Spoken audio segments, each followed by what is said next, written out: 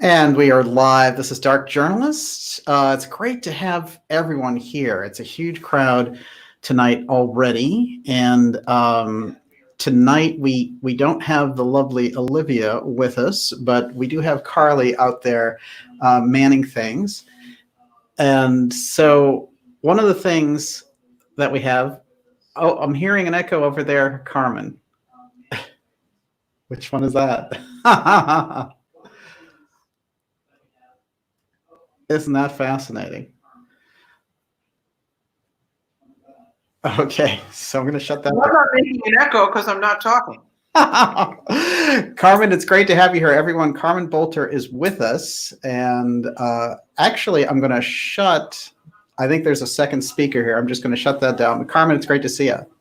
Nice to see you too. Hang tight, everyone. I'll be right back.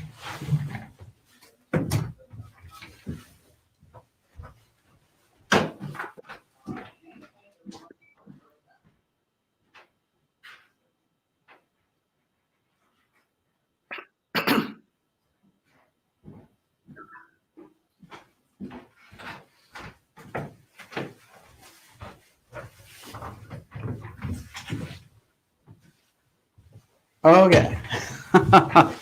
Now we're good. Carmen, it's great to see you. Always good to be on with you. And we have been talking about this trip now that you have coming up. And now this is in early March. Yep, it starts on March 8th. And I'm calling it the Magic Egypt Sailing Adventure. And part of my motivation for chartering 2 sailboats with cabins and private bathrooms and all of that is to get away from the maddening crowd and to be able to access the temples on the Nile with little minivans taking us from the river to the actual temple, which actually is showing how the river would have migrated, because the temples almost certainly would have been on the river in the ancient past. So we're going to have 4 days on the Band of Peace. And that includes the last event will be 2 hours inside the Great Pyramid with just our group, which is really exciting, and 8 days on the Nile. That's a lot. Yeah, it's a lot. It's a big trip, and it's filled so far with very, very tuned in, intelligent people who've done all their homework, and everyone's seen the Pyramid Code, and that makes it a lot easier for me. So I'm really pleased with who's coming, and there are 3 people from the last trip and 3 people from the trip before that are coming again. Wow. Okay. How big is this group? Right now it sits at 32 people, and there are 24 cabins. So a lot of people are choosing to travel in single rooms, but I still have 2 cabins available if anybody wants to jump in. Unbelievable. Last minute. And so they'd have a couple of weeks, basically. It was just enough time to put that together. Mm-hmm. But I have to book domestic flights and all of that to secure somebody's registration. Right. It's convenient if they're like in Egypt or somewhere in that part of the world. Well, no, but we fly from Cairo to Luxor, get on the boat, and go all the way down to Aswan and then fly back, because it's just too long to sail all the way from Cairo. It would take a week at least, and you're at the mercy of the wind. So it just becomes too unpredictable. So I necessarily have to book flights with people on the same flight as the rest of the group. And Carmen, you, well, you're in Spain now. So doing this kind of thing, you're able to kind of jump continents a lot easier than coming all the way over from Canada, for example. We did take 33 flights last year. You're still breaking a record. And the year, in 2012, I took 48. And the year before it was 10 countries. The year before that, 10 countries. So honestly, I think I'm going to stop traveling so much, but I keep getting invited to do interesting things. Do you, is part of this trip maybe is a little bit different because it's on the water, as much as you're going to these ancient sites. And what's fascinating about this is you've been going now to Egypt since the late 70s. 77. Amazing. So you have it locked down. This is 40 years of your work, in essence. So you know those places. And a lot of these places don't show up in the regular itinerary of, hey, here's what's a good travel guide to Egypt. Well, that's because a lot of things are off the beaten path. I think the two best temples are Dendera and Abydos. And if you weren't going to approach it by water, you'd sit on a bus all day. I mean, a private coach. But it's a long, long day to go between the two temples. But to me, it's a must. But a lot of regular tours just omit it. Excuse me. Interesting. Is Dendera where they have the tank and the helicopter and the kind of very unusual? That's Abydos. That's Abydos. And that's one of those off the beaten path ones. Yeah, that's the same. Yep, for sure. Far away. And that's where the Osirian is. That's down underneath. But both of those temples have a complete underground temple. So it shows the antiquity of it. Because when the later people came along, like Seti I at Abydos, and then the what they call the Ptolemaic temple of Hathor, that came quite a lot later, but it was also reminiscent of the real spiritual material that was far, far older. Interesting.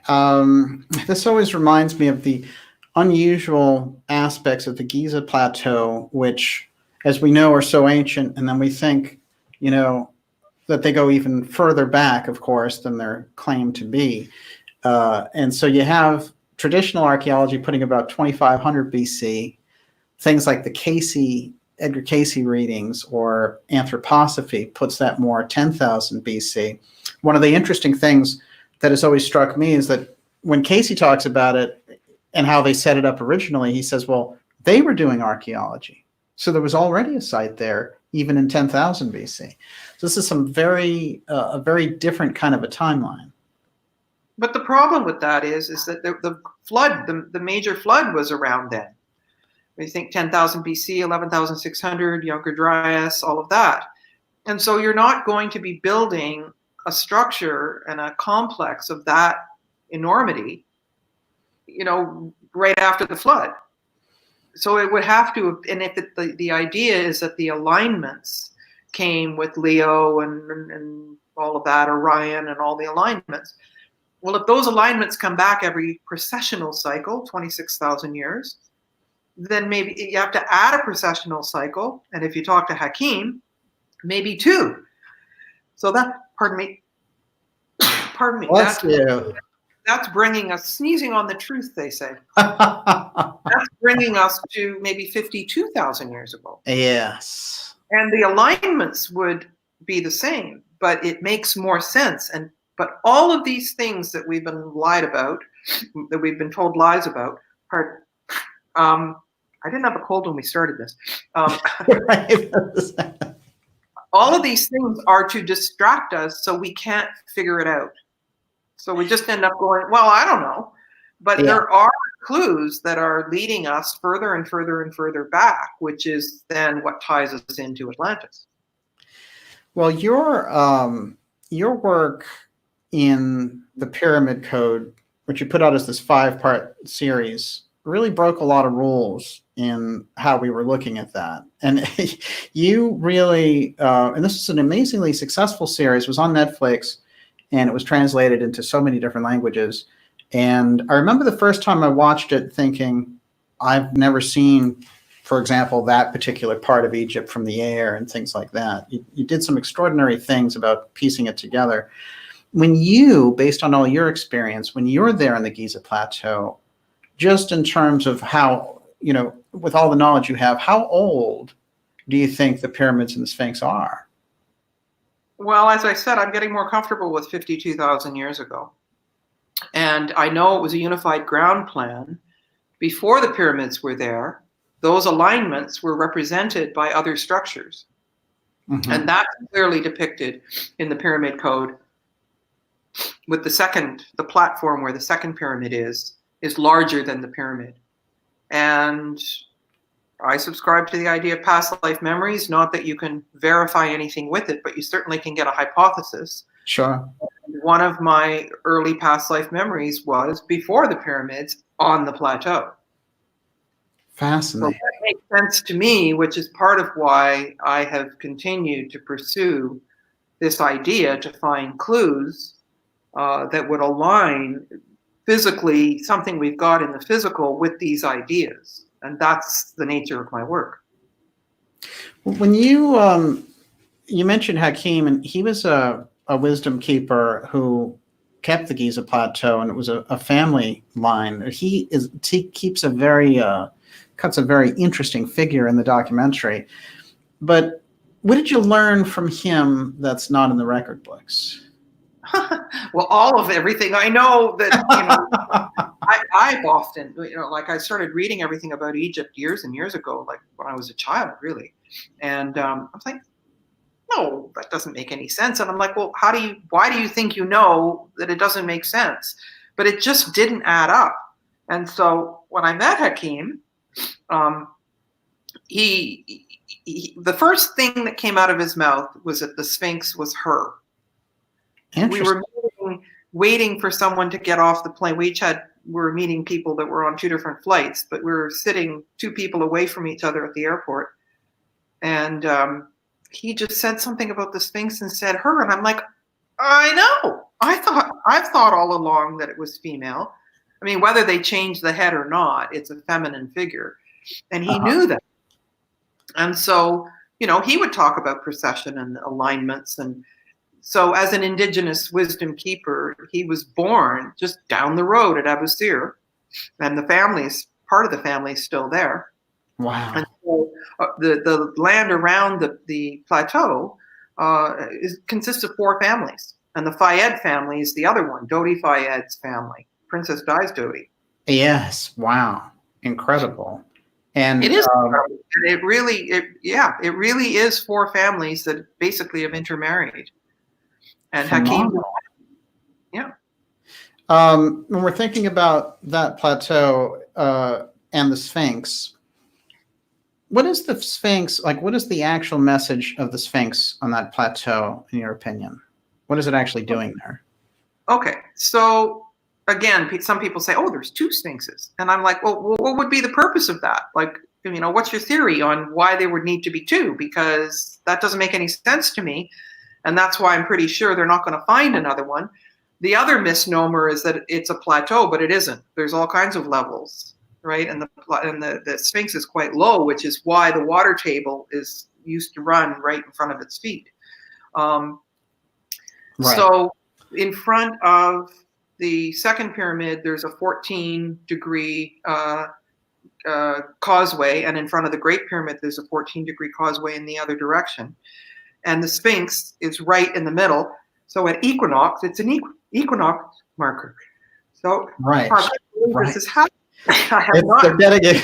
And it's not coronavirus because we're not in the same room. Okay, so the sun rises directly in front of the Sphinx's face at equinox, both fall and spring equinox. So in the winter, it rises in front of the Grand Causeway, in front of the second pyramid, and they say the Sphinx got in the way, so they moved the causeway. No, it has nothing to do with that. And then, the sun, the winter solstice sun rises right in line with that. You just go straight along the causeway and see the sun come up, which I've seen many times. And the sun makes a short trajectory and sets between the third and the second pyramid. In the summer, it rises on the 14-degree in front of the Great Pyramid and goes all the way around, which makes the summer days longer and hotter, and sets between the Great Pyramid, the second pyramid, and the Great Pyramid. So it's just a longer trajectory. So basically, it's solstice and equinox markers, but it's a lot more than that. So in the designated time where Leo, the shape of Leo is actually the shape of the Sphinx. It's one of the only constellations that has anything that would refer to it. So, that's definitely a lock with Leo and the Sphinx, but only periodically, once every 26,000 years. So at 10,800, or roughly speaking, and then you add a precessional cycle and you add it again, you'll have these markers. So when people say, "Oh, the Sphinx aligned in 10,800," sure it did, but not only then. Right, even further back. Even further back. more than one precessional cycle. It makes perfect sense. What does the Sphinx mean? I mean, this is an interesting question about the Egypt as a legacy culture from an older culture, and we're going to get into Atlantis and New Atlantis, which is your new series. But this is fascinating to me. The Sphinx, what does it mean, or what did it mean traditionally to the Egyptians then? Well, there's more to it than that, because I spent a lot of time inside the body of the Sphinx by myself. There's a few different places you can get inside. And it's a tremendous wormhole, multi-dimensional experience to be in there. It's like the energy is nothing like anything you've experienced before. Now they've gone in and they've done the reconstruction and they've changed it all, and they've altered the energy field. So it's not as interesting. But in the olden days, it was quite wild. But there was passageways going all the way around and through, and then one by one they blocked them. And so it used to have a temple of Isis to the left side of it. So when they talk about under the left paw and all that stuff, the temple of Isis is submerged. And that's part of, I mean, they've got a nerve calling it a plateau, because there's nothing flat about any of it, right?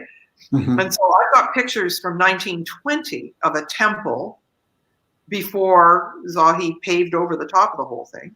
So now you can't go down there and look, because, you know, you need bulldozers and sledgehammers and all that to get rid of the cement. Right. But underneath, there's a whole network of sacred spaces, and they would fill up with water when the Nile flooded, and then they would reduce the water, and they would do rituals in there. So all of it was connected to the Sphinx. Fascinating. And so the Sphinx would have been a center of spiritual activity in that sense. Well, in the whole plateau for different reasons. So it was a training ground for high-level initiates, and that would expand to the whole band of peace. So if we're talking high-level magic and high-level initiates really working with telluric energy to connect it up into the cosmic energy, and the cosmic energy and ground it back down, there had to be hundreds of trained initiates that were able to withstand the energy.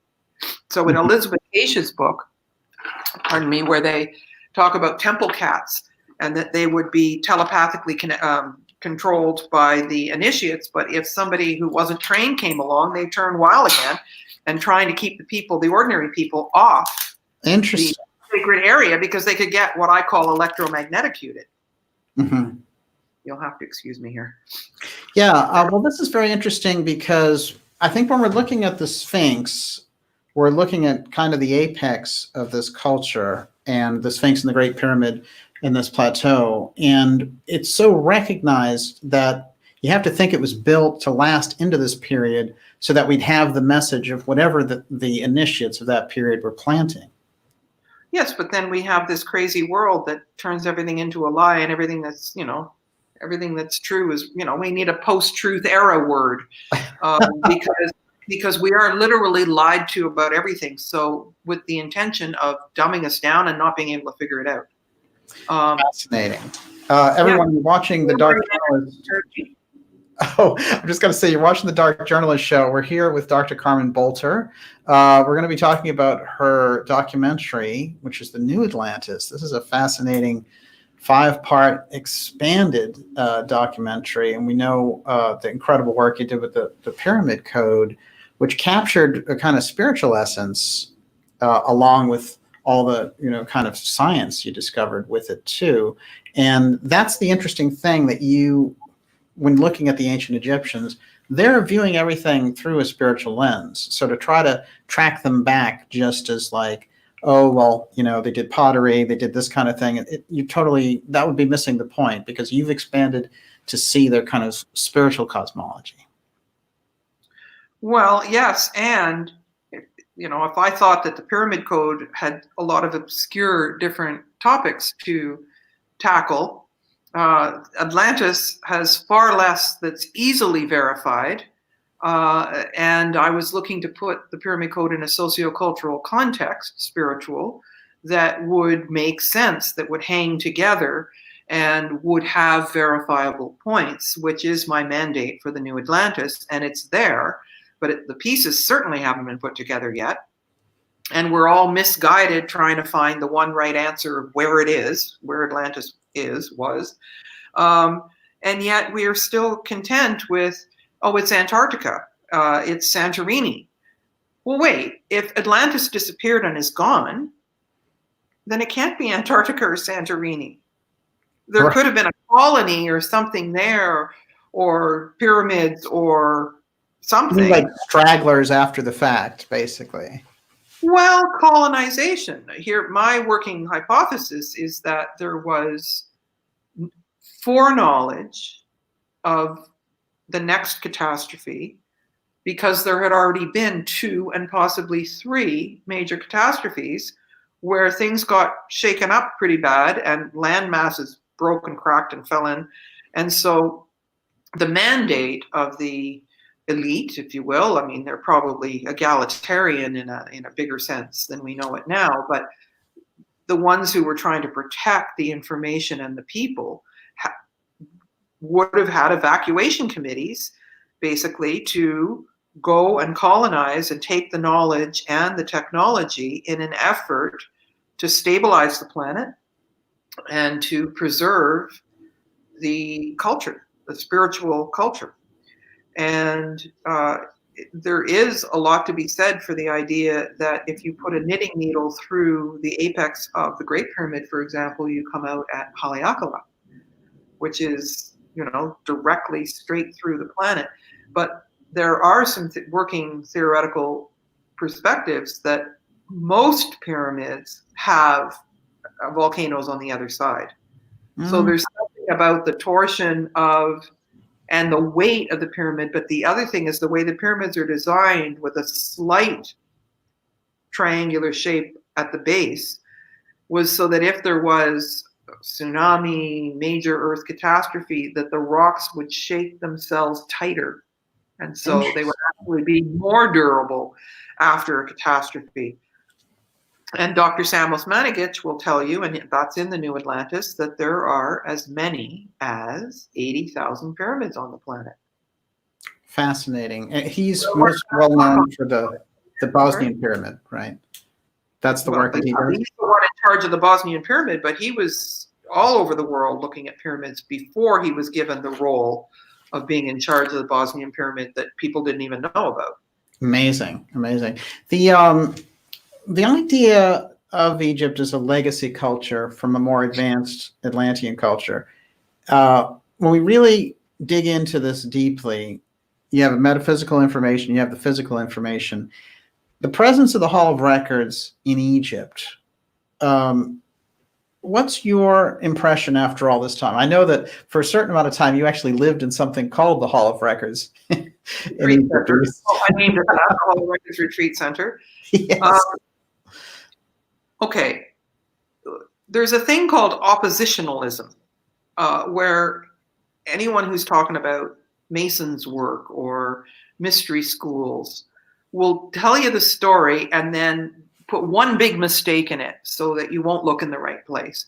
And that is actually how these ancient stories are told, so that you'll get the gist of it, but if you're not really clever, you'll never figure it out. Right. Okay.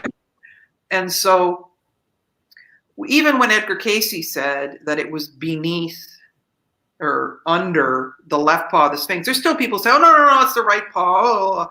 And then they did this whole thing with a sledgehammer and a very primitive kind of arrow thing. And Zahi allowed them to drill a hole. And literally they had a plate like the guy at the circus that, was going to, see if he can make the bell ring at the top. Totally nothing sophisticated at all. And they said, yep, there's a cavity down there. There's a cavity down there. It's one of the cavities of the many networks, the honeycomb networks, and the Temple of Isis would have been right beside that. So okay, there's a cavity, but what does Hall of Records mean? I mean, it's going to be a metaphor, but I started to think that beneath and in front of is still under. Like one of the things that's often lost in translation is prepositions. Mm-hmm. For example, Chinese sit in a chair, we sit on a chair. Well, it doesn't sound that different, but it is different. Right. right? Okay. And so what does it mean to have a hall of records and all this stuff about the Emerald Tablets and all of that? So I started thinking that Hawara, because of the number of civilizations, there's 4 distinct civilizations that are there, and older is deeper in archaeology, and it's not like snakes and ladders like in the tombs in the Valley of the Kings, where it goes down, down, down, down, and the layers are connected, right? These are completely separate with, several meters between the ceiling of the last one and the next one. And so when Flinders Petrie did 10 years of excavating, he found the Roman stuff first and the Ptolemaic stuff next. And then there were stories from Herodotus of what could have been under there. But when we did the geoscans that has a different logarithm for each element, there was gold down there. There's precious jewels. There isn't any pottery. There aren't any bones, and there's no water. But this was the oppositionalism of Flinders Petrie. He said, "Oh, you can't go dig there because there's this canal, and if you dig there, the whole thing's going to come rushing in because there's so much water down there." So we did a separate scan for water, and I called them the puddles because they're way, way, way low, and they're teeny tiny, literally like a puddle. And so, and when we did those scans, there hadn't been as much verification with geoscans in terms of, what the high definition satellite had said. Pardon me. I can't get over it. It's sort of like...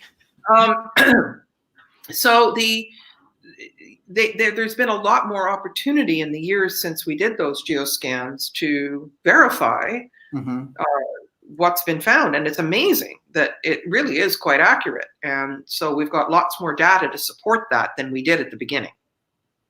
Well, let's say that so much of the data that was collected that set up Egyptology really was set up in the 18th and the 19th century before we had things like geoscans. So shouldn't we be able to basically throw out all that history because of the advances that have been made technologically about being able to look at things and date things in a much more sophisticated fashion? Well, I think that's what we're doing. And carbon-14 is just notorious. If anything's older than 30,000 years, it just gets more and more and more full of error plus or minus 2,000 years. Well, how is that dating anything? Right. Because it's easily contaminated. And the new labs that are photoluminescent and all that kind of thing are very expensive and all of that. But yes, we should be. But staunch academics don't want to do that. They want to hold on to their theories. Right. And they do. But the other thing is that they all contradict each other. The stuff about the interpretation of the ceiling of the Temple of Dendera, they boil it down to one word, agriculture, but there's nothing that looks like agriculture in any of the symbols, and there's thousands of symbols, and they bring it down to one word, but every single person who made an interpretation has a different year for it, and none of it's old enough, and nobody agrees. Well, if you've got 20 people saying, I'm sure of a date, and they're all different, you really do have to throw that out. Right. How do you arrive in a situation like that at the truth? Okay. Triangulation is one thing. Multidisciplinary. It comes from more than one place, but different things support the idea, and it becomes a little bit more obvious. Like, those figure ground things you see in psychology, and you don't know what the picture is, but once you see it, you never don't see it. Right. Right. And so once things start to make sense, and we're looking at a longer timeline, we're looking at colonization from Atlantis, we're looking at technology that would be passed down. When you start to look at how different cultures, the Mayans, the Chinese, the Indians, the Egyptians, the Sumerians, all had the same sorts of things. They may not have come in the same package. We don't have evidence that they spoke to each other or created cultures together, but they all have civilizing cultures, systems of weights and measures, pyramid building, sacred geometry, astronomy, astrology, et cetera, et cetera. Well, how? If they didn't talk to each other, well, they had similar ancestors. Right. And then they individuated and ended up with different costumes, different dances, different music, and all that. But essentially, where did all that come from? I mean, where do you have, 5 cultures on the planet that have all of this sophisticated information? Well, then you start to piece a story together and it layers.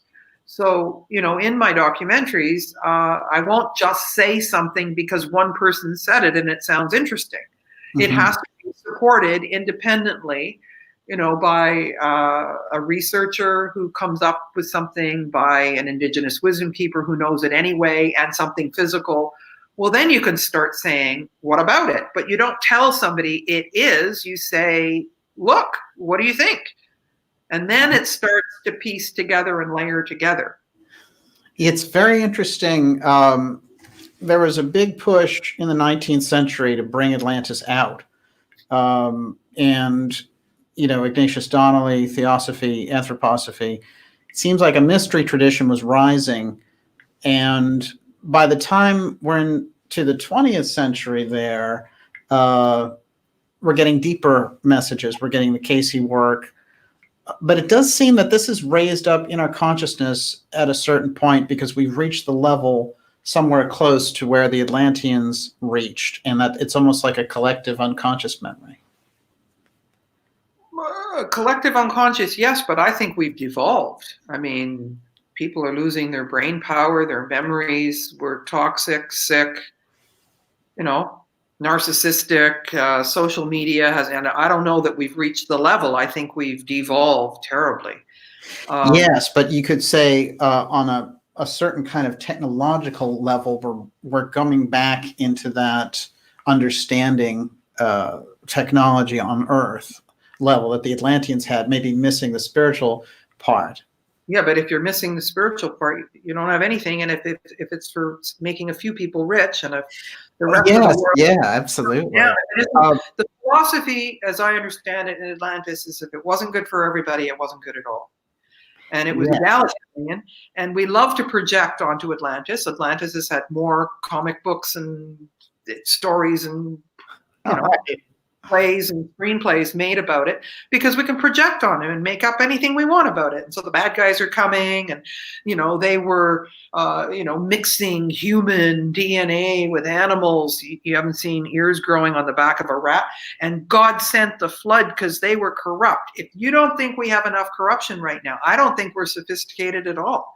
And that's my motivation for doing the New Atlantis, is to show something that actually makes sense. A culture that held together, that was good for everybody. No money, no government.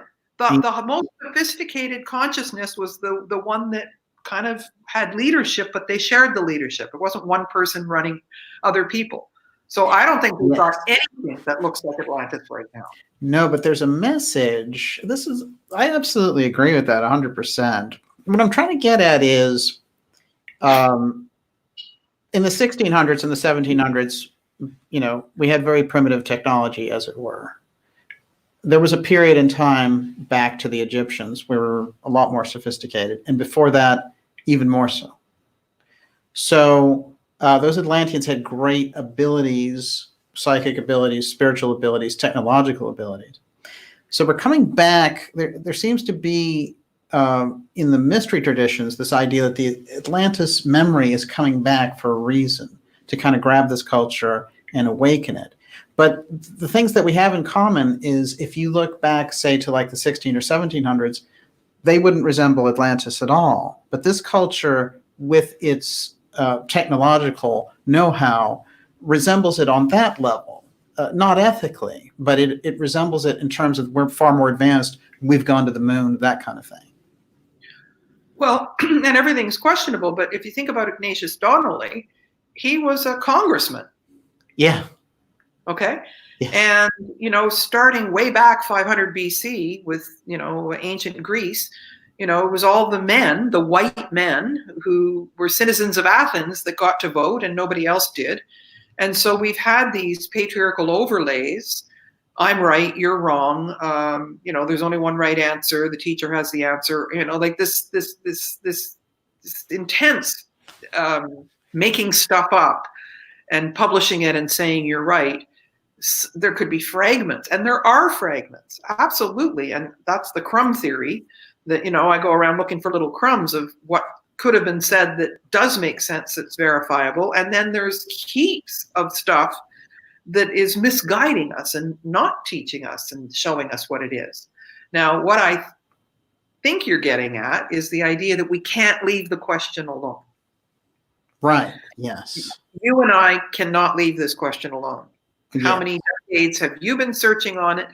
And, even if people poo-poo it and say, never mind, there's nothing to, you're not leaving this alone until what? Until you look and look and look, and you're not satisfied yet. Yeah, exactly. With what you found out, and you're not going to stop looking, and nor am I. Right. Well, you're right in the heart of it with all your trips to Egypt and around the world.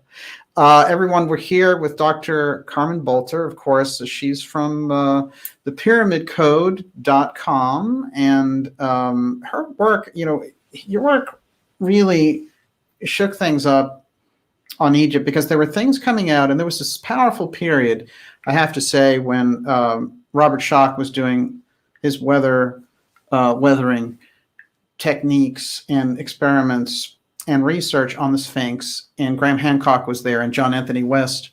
And this was a certain sweep that came up, and then somehow that kind of got shut down, and the Egypt stuff was sort of lost in there. And your work really resurged, I think, with the Pyramid Code. It got things back on track and got us back into mystical Egypt, which is, I think, where we belong. We look at the mysteries of Egypt. Now, what is New Atlantis, the new 5-part documentary series you're doing? What is that going to do?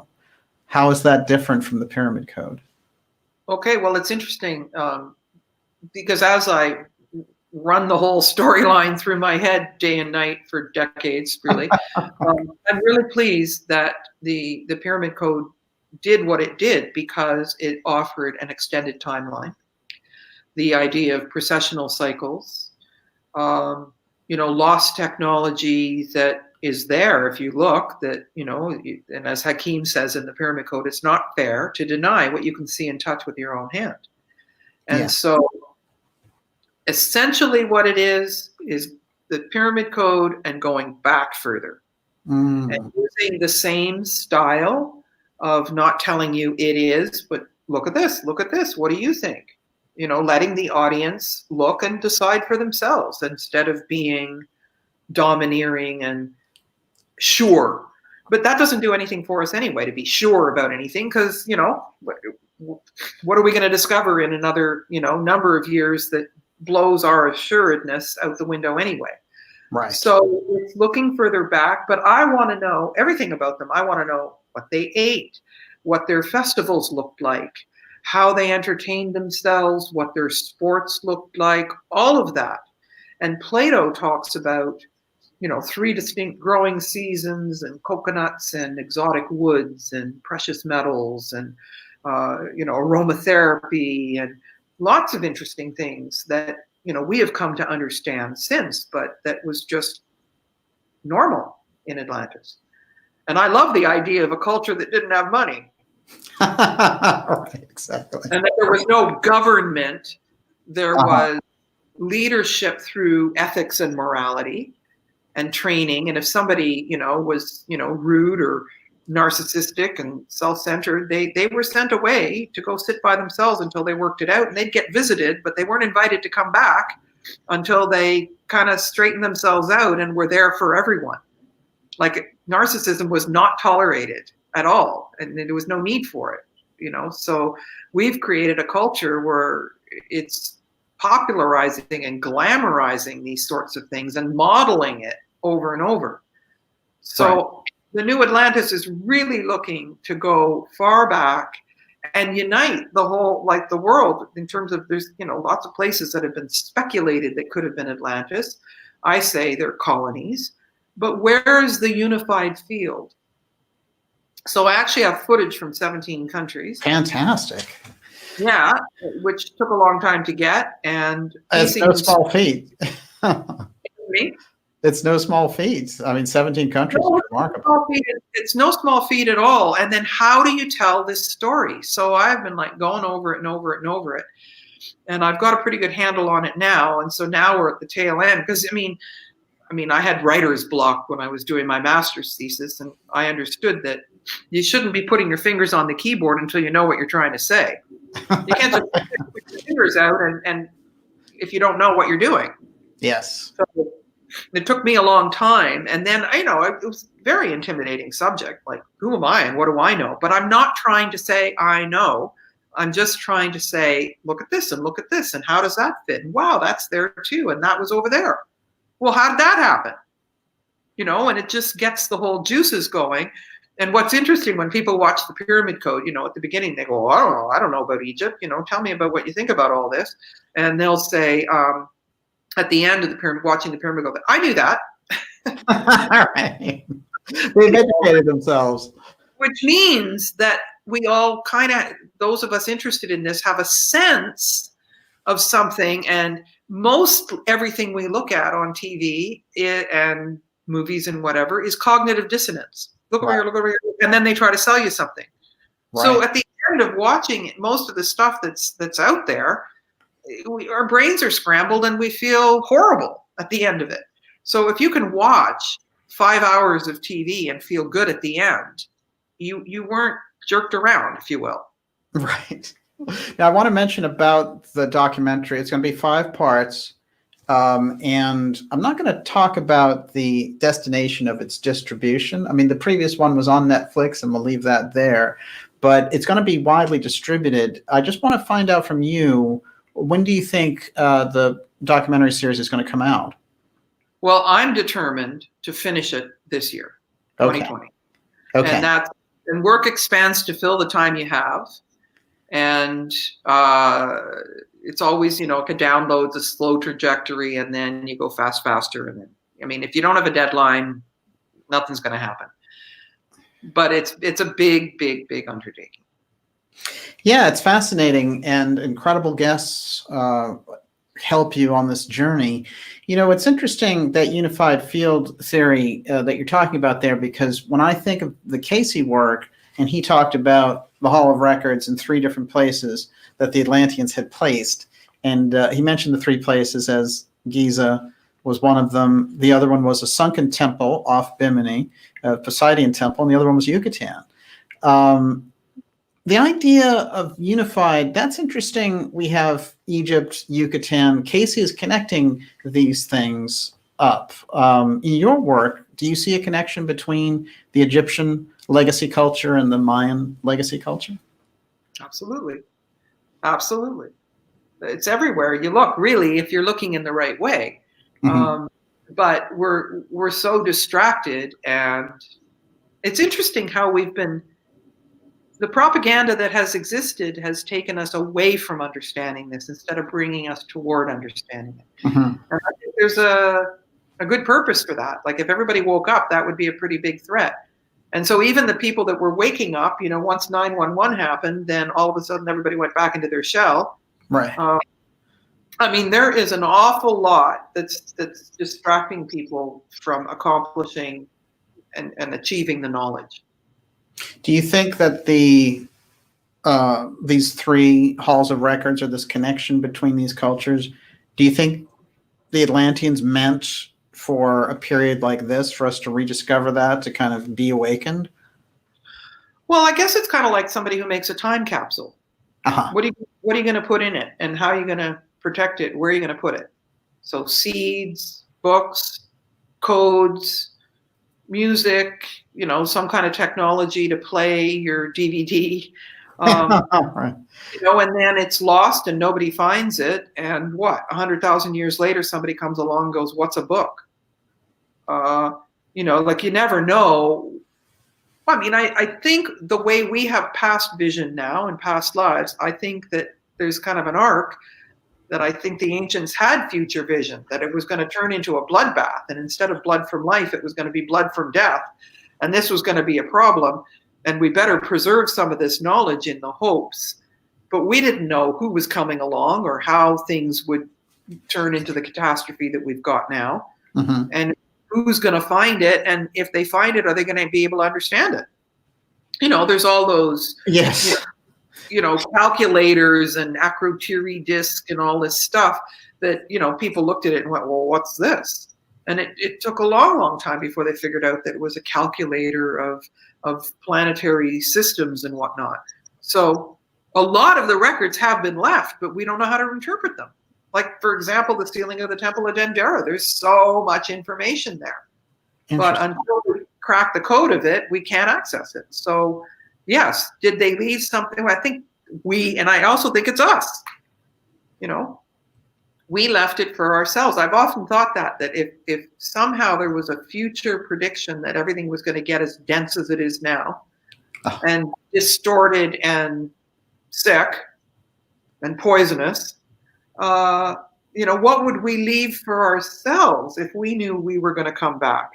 And you got to remember, Emperor Constantine made reincarnation illegal in 323 AD. So you're not supposed to think that you can come back or that you were there. And the punishment for believing in reincarnation was they kill you, which I think is just hilarious. Unbelievable. That's how much that had to be eradicated. Exactly. And so, but for us, if we thought, let's say you and I were on this committee, how are we going to do it? What are we going to leave?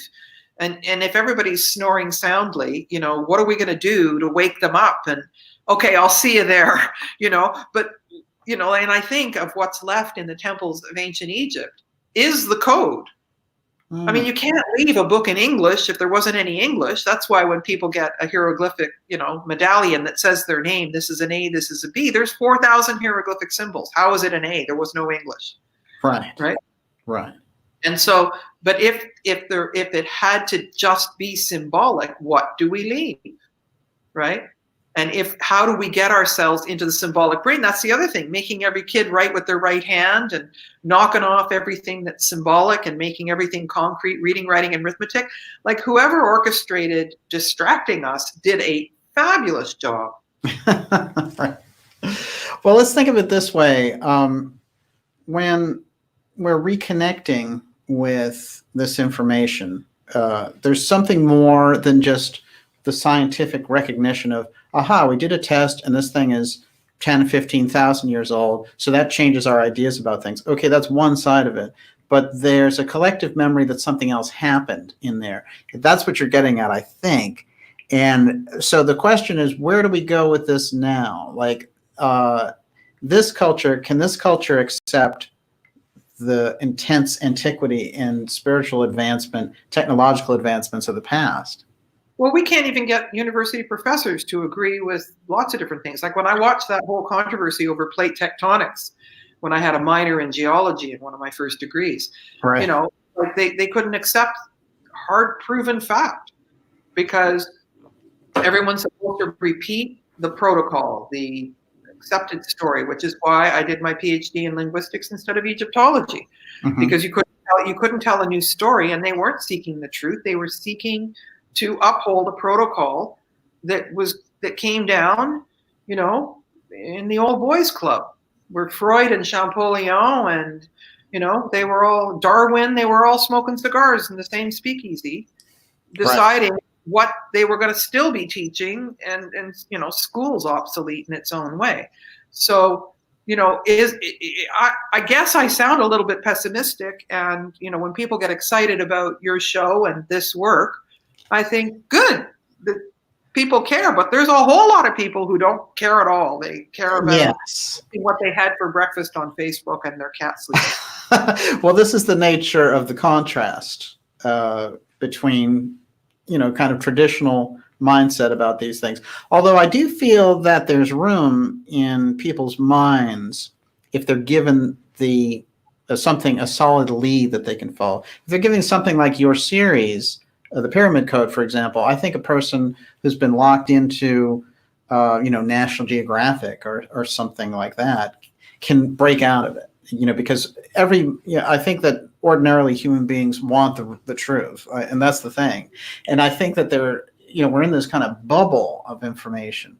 But this thing about a code that you've mentioned is kind of fascinating, because it's been said before by, I think, people who were around these mystery traditions, that a lot of the code is left in mathematics. That is, I'm going to put this and it's going to be timed to 365 days at the base of this pyramid, and, it's going to go further. In Casey's work, they asked him, well, does the Great Pyramid predict events, for example? And he said, if you knew how to read it, it predicts events down to the street name the person was born on. That's the kind of supercomputer that he saw it as. Is there a code in this that we've missed all these years? Absolutely, there's no question, and that's what I said when I listed off the disciplines: astronomy, astrology. Like all the mystery schools were all about all of these different things put together. But what they do is they divide everything up in schools. So you can't put it together. And here's a case in point, which is just astonishing in my mind. I'm reading this book, an encyclopedic version of archaeoastronomy that was actually written by a professor at the University of Calgary that I'm retired from. And he's using the calculations for archaeoastronomy, which is calculus, sines and cosines. Well, I was a pretty good student, 3.9 GPA, the whole thing. I failed calculus twice because there was no context for it. And if they had said, learn this and you can do archaeoastronomy, I would have been the rock star of it. But no one ever said what it was for. And I never used it again. I never saw it again until I started reading this book. And I'm like, well, that's just not fair. To shove all the knowledge in and make you read it back, but don't give you why. Yes. It's funny. If the codes are there in mathematics, they're not teaching us how to decipher them, other than the fact that, music is mathematical. Yes. Everything is really connected to it. Everything that's in patriarchy, disconnect, disconnect, disconnect. Nobody sees, the right hand doesn't know, the need to know, all that stuff is how they've done it. By keeping you in one side of your brain and not doing all that dream time, all that stuff that you can't see. But I started measuring things you can't see as a kid in an undergrad program, like, can you teach people to see auras? And and my master's thesis was all about what makes somebody hypnotizable, and can you change your internal image? And so I've been measuring things you can't see from way back, and it is possible to get biofeedback, and if you see that you get your heart rate going down, then you can take the machine off and make your heart rate go down. Like all that kind of stuff is what's missing, and the keys to the code are missing. So that's popularized. So go ahead. Yeah, well, that's the intuitive sense that you're getting at there. That is, I can hold something from this period and get impressions, which science tells me I'd have no reason to get impressions from it. But if I am sort of inclined towards my own intuition, I can get those impressions. Some people in particular can do incredible things with an object. So this is what you're referring to is an intuitive sense that gathers information from something different than kind of weights and measures. But what do you do with it? And how do you? And the other thing is that I probably said this on your show before. It used to be that 75% of people were empaths, and an empath can do that. They know what an animal is trying to communicate, and people who are just looking at the bricks and mortar don't. And that a small percentage were mildly narcissistic. Well, in 10 years, it's switched. That 75% of people have narcissistic tendencies and 25 are empathetic, but now there's so many narcissists that they ridicule empaths. You don't believe that.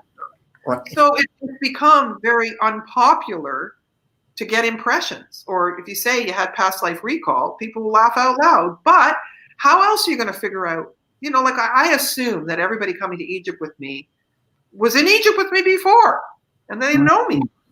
Yes. They were there and they knew something about it, and they don't want to just go and hear that Ramses cut off the hands of his enemies. They want the spiritual thing. Right. Well, yeah. Right. And so, but again, that kind of, I call them cosmic appointments. That in the other life, we're like, well, let's leave all this here and I'll see you later. We'll reincarnate at the same time. We'll find each other and we'll figure it out. Carmen, why is astrology important when thinking about the knowledge of the ancients and what they were trying to communicate? What did they understand about astrology that we are missing? Well, my book has Angels and Archetypes, an evolutionary map of feminine consciousness, is astrology, numerology, and tarot, all of which you could get hung and burned if you knew in those whole witch trials. But okay, astrology is a dance of principles. Okay, put it this way. We've got 4 seasons, and that's what all the equinox solstice stuff's about too. Okay, so you think cardinal, fixed, mutable. So every season has the initiation of it, the moving through the middle of it, and mutable getting ready for the next season. Okay, so that's the 3. Everything's based on 12. The 4 is earth, air, fire, water. Okay, so there's only one sign that's mutable air or cardinal earth, and that makes up all the astrological signs. Now, that's one way of looking at it.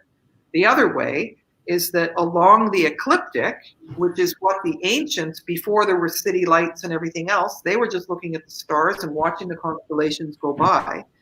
The constellations of the zodiac are the things that move in the visible spectrum from the perspective of a person standing on Earth.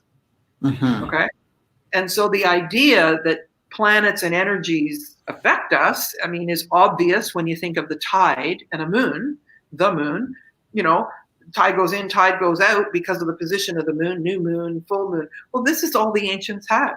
When you think about how they navigated, of course they were worldwide and seafaring. Well, they didn't have all the devices. They had the stars, right? And they had astrology and astronomy, which aren't the same thing. You know, one's more mechanistic and navigational, and the other one's personality. And so how are we oriented? And when you think of your own transits, that wherever your chart is you, but where the sky has become is the interaction between the two. So that's how you're going to feel during, this particular time, like Mercury retrograde. Right. Somebody who was born during Mercury retrograde loves it. They recycle, they redo, they rethink, and they love it. But anybody who wasn't born, me, during Mercury retrograde goes nuts because you miss the bus, the connection won't work, it all goes, the track you sign gets broken. But ask anybody, that has Mercury retrograde how they feel about it, and they just go, So there's a lot to it all, and here's my little test. Anybody who says there's nothing to astrology, I ask them, how long have you spent investigating it? And they say, I don't know, none. And anybody who respects astrology respects it more the longer they have been involved. Right. Okay, so there's something to it. And the mystery schools were completely tuned into it because it's all about self-knowledge. Like, we've been trained to lie to ourselves completely suppress the truth within ourselves. Denial, put drugs over the top, pharmaceuticals, antidepressants, all of that. But if to thine own self be true, all of this, know thyself, you get to know yourself through astrology. Fascinating. So it know thyself is, of course, over the temple in the Greek mysteries. Knowing yourself, astrology then would be understanding your type and the types of others and how those types interrelate. That's one aspect which is crucial for a successful integration of your spiritual life into your physical life. Well, it's more than that. Like what they've done to dumb down astrology is give the horoscope where every single person who's Sagittarius. So you divide the world up into 12 little bits and say, you'll have a happy day. It's like it's just right. very surface oriented, which is again meant to discredit it because you can't divide the whole world into 12 bits and have it, add up. But the other thing I think about is each place has its own astrological chart. So there's something called astrocartography. Yes. And so just the way you can do a composite chart between yourself and a partner and see where your compatibility is and where the stresses will be, you can do that with a place. Well, think about that. How does that work, right? Yeah. And so time, like I've lived in 8 countries, which is the truth, and now I'm in Spain. But before I went to Taiwan to work as a professor, I did astrocartography on how that was going to work. And, And then before I came to Spain, I consulted the astrologer and got astrocartography readings to see if it was going to work or not. Fantastic. And there's bands of places that can go 200 miles on either side or whatever, but it can be little things that make it okay or not. Mm-hmm. And like, if education isn't great for me in Spain, well, I've already got 4 degrees. I'm done with that. Career is one thing, but like, I'm retired technically, you know what I mean? So what are you trying to do and what stage are you at in your life? But when people just move somewhere, if they can't figure out why they can't stand it, or why their relationships all fell apart, or why they went broke, I'm willing to bet you that if you look retroactively at their charts, you would see that there was something to it. Very interesting. Astrocartography. It is fascinating. It's all about your relationship to a place. And we know that some people, they go to a certain place and boom, everything works out for them. And like you said, in other parts, in other journeys, they get into some real big trouble, but based on where they are. Everyone, we're here with Dr. Carmen Boulter. Her new series coming out later this year is The New Atlantis. And Carmen, when did the Pyramid Code come out? 2009. Amazing. So this is a journey. It's a decades-long journey of coming back into this process and spending all this time in these places, using all these different technologies. I know you've used drone photography, this kind of ground-penetrating radar, and all these different types of things. This is really a unique, advanced project that you have in terms of somebody wanting to look back into the reality of Atlantis. And overwhelming. Overwhelming. And somehow you put yourself in those positions, though, over and over again. Somehow. Yeah, that's probably true. Yeah. Amazing. I do want to mention, and I know that this is a tough part of the job in a sense that you do, but interestingly enough, a lot of the work that you've done has been targeted at times, and you've had tremendous difficulties getting kind of the advances in this work, the breakthroughs, out to a larger public or to the larger archaeological field. It almost feels at times like the work is targeted. How do you deal with that?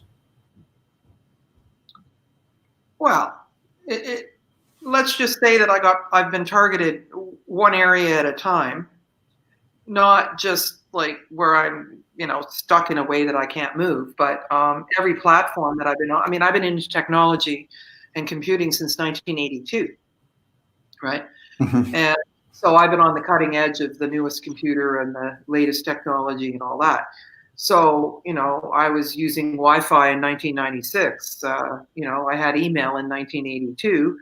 And so, I was avoiding Facebook and all of that. But I mean, I've been hacked on Facebook, PayPal, Gmail, and I won't keep going on names, but I've been hacked in every possible way. And you overcome it. You get a new account. I don't want to be too, it hurts when it's happening. And this too shall pass, I guess.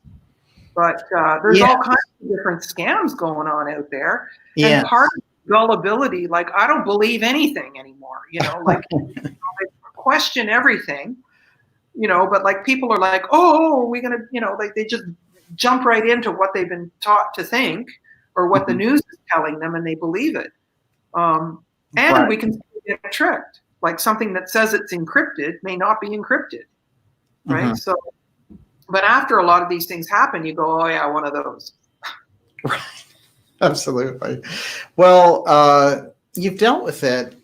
I guess my question about it when it's happened in a concerted fashion is, why would somebody who's doing work about ancient civilizations be targeted to have their work,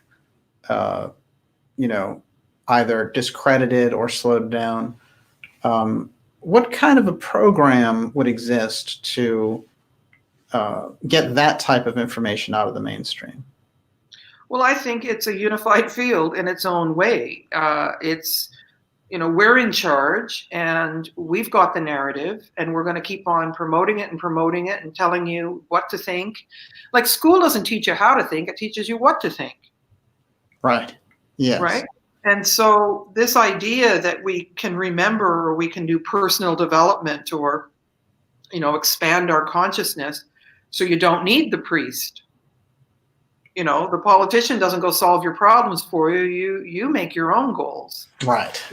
So the world doesn't work like that anymore. It's stick 'em up, which is where you get in those machines at the airport, and then give us your money when you go to pay your bills. We haven't advanced that much from the cowboy times, because it's all patriarchy. And I've said it before, we're going to come to see the last 5,000 years as the patriarchal hiccup that doesn't work, a failed experiment.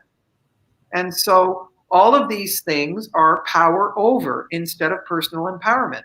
And all of the things that we're talking about with ancient Egypt and Atlantis is about empowerment. Empowerment for everybody. Connection to nature. Balance in the body, mind, and emotions. Right? Right. And so that's everything we've got now, is lure us in, trick us, lie to us, toxify us, break down our brain power, and take all our money. So people are in survival panic. And even Abraham Maslow said, food, clothing, and shelter. Then you can think about self-actualization. But most people live in survival panic. Yeah, I can appreciate it. Or in my case, 2 mochas a day. You have to have that going. You can't think straight. Yeah, but then it costs you $10 a day. That's true. You know it too well. You know it too well. Every month and every year, you could be traveling if you didn't. I realized that if I just stopped going to Starbucks every day, I could travel. I love that. I was just about to ask this question about when we talk about Atlantis, and I mentioned this to Graham Hancock when he was here, and we had him here last summer to do a talk, and it was fantastic on his new book, America Before. We were talking about when Atlantis gets referred to in so many traditions, the people that are described seem extraordinary. They have psychic abilities. They have magic, what would seem almost like magical abilities now. They're spiritually advanced. Who were the Atlanteans that we remember them in this fashion, that the legends are passed down to us? There's an echo of this incredible culture and maybe things that went wrong. But who were these people that they were so advanced? Well, let's put it this way. I say it was us. And we have the same DNA as they did. Mm-hmm. Really, we have the capacity. I mean, to me, be realistic, plan for a miracle. Like magic is normal. We live in a world that said, no, you can't think about that, and we're going to kill you if you do tarot, and and herbs. No, you got to do pharmaceuticals, and so vaccinations, and you know all these stories. Oh, yeah. And so the priest is going to fix it. Our parents tell us we can't do that, and you have to drill down into one discipline and not be multidisciplinary. And so we've lost our way. But the Atlanteans are no different than us. Right. If we develop our potential, human potential. I mean, that's been, I'm a psychologist at heart. A lot of my training has been in psychology, and the human potential movement is about, forget about what they say.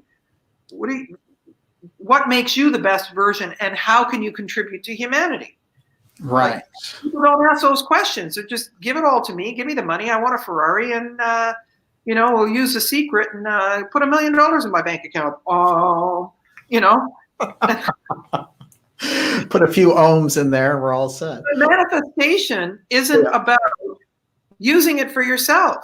I got it, you don't. Right, That's right. 5-year-old mentality, which is what narcissism is. Yes. 2 kids in the playground. I want the truck. Okay, it's broken. You can have it. I mean, that is not sophisticated. It's a great description of culture now. It is what people are doing now. And so we are the Atlanteans. We are the ones that can do what they did, and all of the skills. Like, we've got yogis now that can sleep on a bed of nails, eat glass, walk on fire. And lots of people have done the fire walking thing. Oh, yeah. Yeah. Of course it's possible, but if it is mind over matter, most everything is. Right. Like, do the impossible every day. Oh, no, I can't. Okay, then don't. But when you look around at the culture now and we see the movements of the transhumanism, the kind of robot takeover, let's say, the automation, there's the great advancement of the technology, but now they're moving into a period where they're saying, well, we're going to merge with that technology and I want to project my consciousness into a little box. And, there's going to be a neural link where I'm going to project my consciousness into. It's incredibly lacking, but it's an incredibly dangerous period for humanity as a whole. As a whole and holistic, and we're not connected to nature. Right.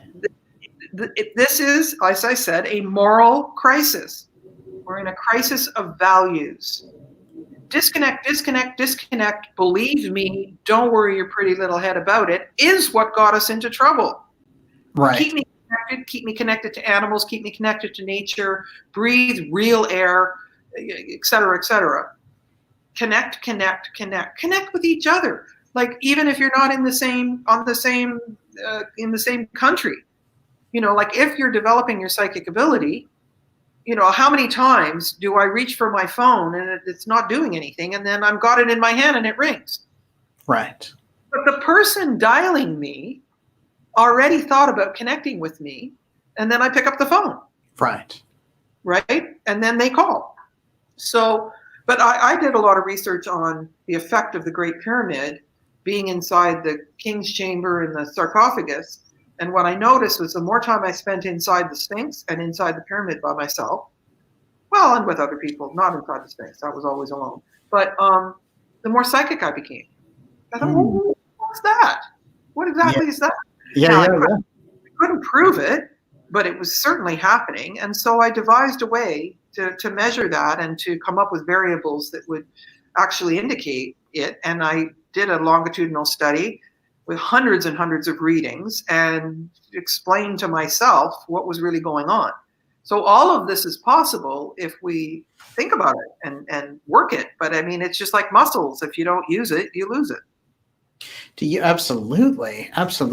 All the studies that have gone on in Russia and other places, for a period they went on here too, into things like pyramid power and the strange, unusual effects that happen with pyramids, preserving fruit, all kinds of unusual things. What is it about the shape of the pyramid that has those types of effects? And is that why they're using it in all these ancient cultures? Well, we've talked about it before. It's multidimensional, cross-disciplinary. It's more than just the shape. It's the weight. It's the placement of the chambers. There are, 7 characteristic features that make a pyramid alive, if you will. And so there's a tremendous amount to it. But, our culture we want the one right answer. It's because it's a triangle and a square at the bottom. Boom, that'll do. And people put a paper pyramid over the fruit bowl and leave an orange on the counter and say, oh, look, it's creating energy. But there's a lot more to it than just the shape. Mm-hmm. And it's not the angle even, because each pyramid in Egypt has a different slope. Mm-hmm. And the chambers are in different places, right? There's usually 3 chambers. And all this business about they're going to find, another chamber the same as the Grand Gallery and all that. No, they're not, because it has to do with quartz, the double helix of quartz crystal under pressure. And granite has quartz in it. And so most of the space in a pyramid is not, dead space is completely the wrong word, but not chambers. It's the pressure of the stones that are squishing the quartz that makes this a word I can never say, but I can read, piezoelectric, one of those, piezo. Close enough. But it's making an energy field and it's containing it. And then it's a resonance chamber. It has to do with sound and light technology. So I spent 3.5 hours in the pit, in the dark, by myself, and it was not dark in there. It was anything but dark. But there were no lights. But there were things flashing around. And now with our new cameras, we can photograph a lot of that. And are they like orbs? Is that the idea? Yeah, but now instead of just orbs, if you film them, they're plasma beings, if you will. But the resonance, like if somebody in this drives me crazy with groups that they think it's just them and they want to bring their bag in and their zipper and they want to move.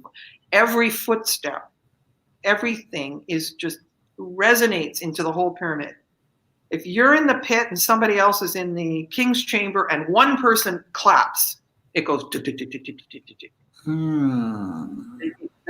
You have to be incredibly respectful and quiet in there to be able to, really benefit from the energy. Otherwise, it's people's psyches, and I want to take a picture, and I'm going to post this on Facebook. That's not what you're doing in there, right? And so the acoustics and the resonance goes a long way in terms of harmonics. But the pyramid was used multi ways. It was never a tomb, we know that. But for out-of-body experiences. So the initiate, one at a time, would go and lie in the sarcophagus, and they would practice leaving. Well, I mean, if you only live once, because Emperor Constantine said so, what's the point of understanding what happens when you die? But the Egyptians didn't have a word for death, and they're looking at the transition when you drop your earthly body, and they had a word for your body double, like when you astral travel, for example, and you're still here. And that's often what's going on with ET experiences, where the person loses time and they go and they're on a ship, and the parents are like, well, I looked down on the kid and he was in his bed. Well, okay. So the body is there and the ka is what travels. Okay. Mm-hmm. The ba in Egypt is the place that never dies. That you wear an earthly suit and then you're back to that. And then you wear another earthly suit and you're back to that. But think, even embedded, and we talk about symbols and stuff. What's abracadabra? A, ba, ra, ka, da, da, da, da, da. Yes, right? Yes. Like yes. We're fooled into thinking that a lot of these truths aren't sitting right in front of us in a kid's book. Yes. Well, these were the traditions. They preserved them in things like fairy tales. Do you, when you're in the pyramid, and you've had these experiences being in there, meditating, and you've talked about this sound effect, there have been theories that have been put forward and things that have come out through people in like anthroposophy, theosophy, etc., which talked about the pyramids being constructed with sound and being resonant to tones. What is it about sound in relation to that pyramid? Do you think that it's possible they were built with sound? Mm-hmm. I think sound and light technology was what was used for acoustic levitation. Like, they've tried to build pyramids the way we make up they were built, and they can't do it. Right. So there was something about the transmutation of the atom, which comes from high-level initiates training in groups that allowed for fields within fields within fields to create these things. So even today, they've got those big horns, or whatever you want to call them, brass instruments in Tibet, and the monks blow into these, and they're levitating. Like the other thing is that, if you don't believe it can happen, you don't have to believe it. But if you think, oh, no, that can never happen, for sure it'll never happen. Think about, this is just an example, but the doctor says you've got 6 months to live. The people who go, oh, come on, I don't believe that, don't die. The people who go, oh, really? They die in 6 months. It's like they made an appointment, basically. But this is a small example of how we have come. We either buy into the system or we try to figure it out. And yes, acoustic levitation. Like, and what's Stonehenge? I mean, how did they do it? Like, they built a replica of Stonehenge out of styrofoam. And then they wanted to move it. And they put it on a train, and they had a horrible time moving it. And it was made out of styrofoam instead of these things. It was the same size, but it wasn't the same weight. I mean, we know how much styrofoam doesn't weigh. Well, they were just primitive cultures there, so that's just the way it went. Somehow they just put those stones up in the primitive way, though. Well, and in this archaeoastronomy book, they're saying that, oh, well, if there was an alignment, a direct midwinter sun going up Newgrange in this long passageway, it was just an accident because they didn't know what they were doing.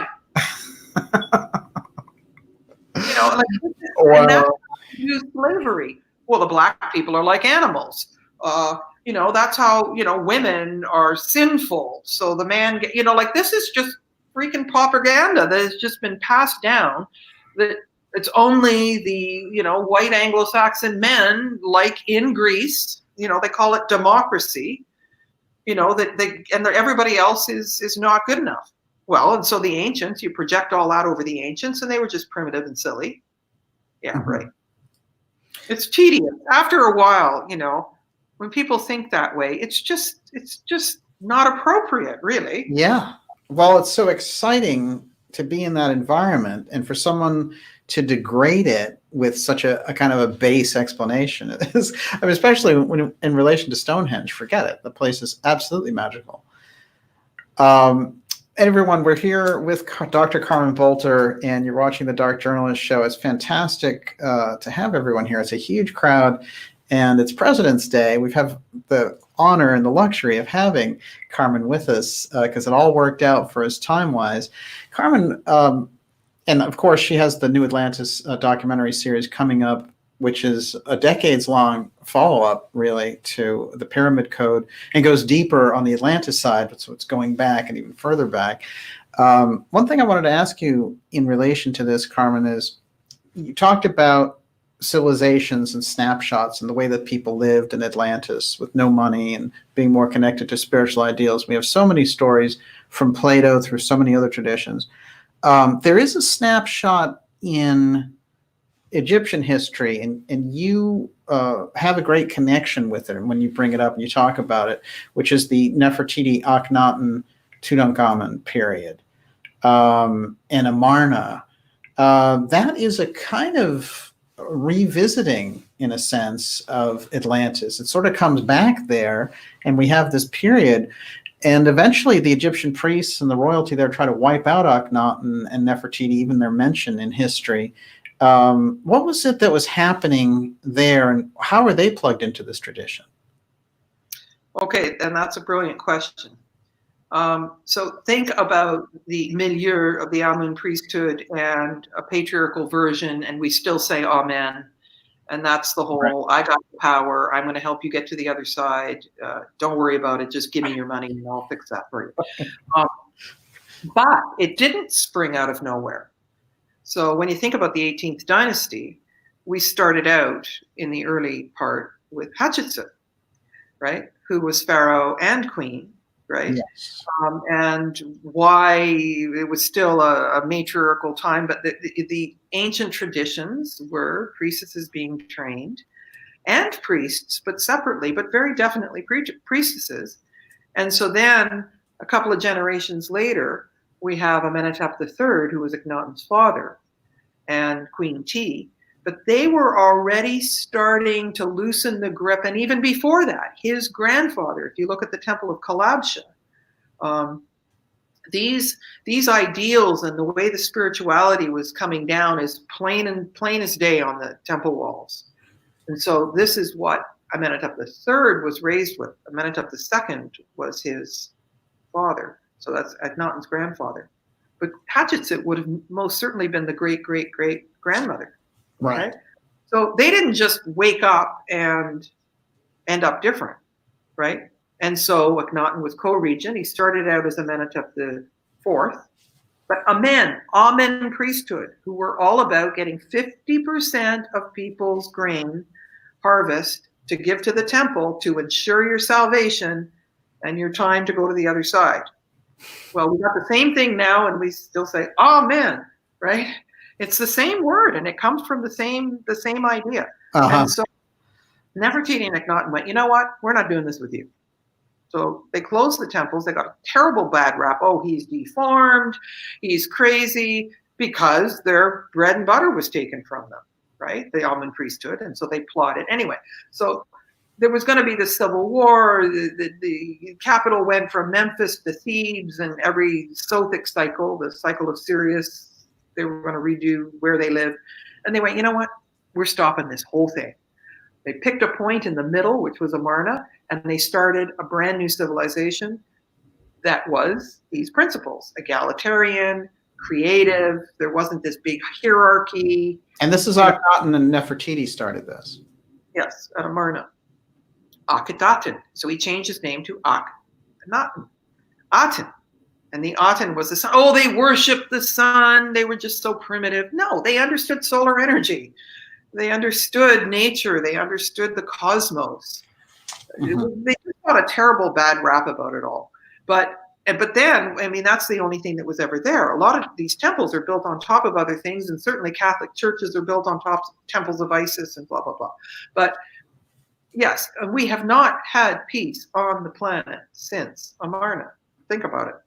It's a very unusual period, and it strikes me as odd that when we look at it, kind of Egyptian things now, basically King Tut, Nefertiti, and Akhenaten are kind of what you think about. I mean, they are the kind of three celebrities from ancient Egypt. Now, isn't that interesting? Well, they certainly tried to get rid of them. Yeah. And you've got Rahi Hawass saying that Tut had a club foot and a hair lip and he died of malaria. Nobody killed him. But he was trained to be, he was Tutankhaten, not Tutankhamen. Right. And they were, he was just a young kid. But there was a shortage of boys through this whole period of time. And Maurice Cotterell talks about that. And he attributes it to solar cycles. So the boy babies were dying and the girl babies were there, which may have something to do in patriarchal times. Because 3113 BC was the first dynasty. And that's the Mayan calendar. But all dynastic Egypt was the patriarchal version of Egypt. Okay? Not patriarchal, but all pre-dynastic was matriarchal. Sneezing all the truth again. Anyway, so actually, you've handled the allergies very well today. I'm going to show this picture of Akhenaten and Nefertiti, and so often when they're depicted, we have these kind of cone-shaped heads, elongated heads. I'm going to show this picture and then ask you, with all your experience in ancient Egypt and working on Nefertiti, Tutankhamen, and Akhenaten, what is it in the shape of these heads? What is it connoting? Is it connoting exceptional spiritual ability, psychic power? What is that? Well, here's my simple way of saying it. Funny-shaped hat covers funny-shaped head. But why is the head funny-shaped? They were cone heads. Yeah. Well, that's not a polite way of saying it. They had distended skulls. Yes. And it gave room for an extended pineal gland, which is the psychic center. I see.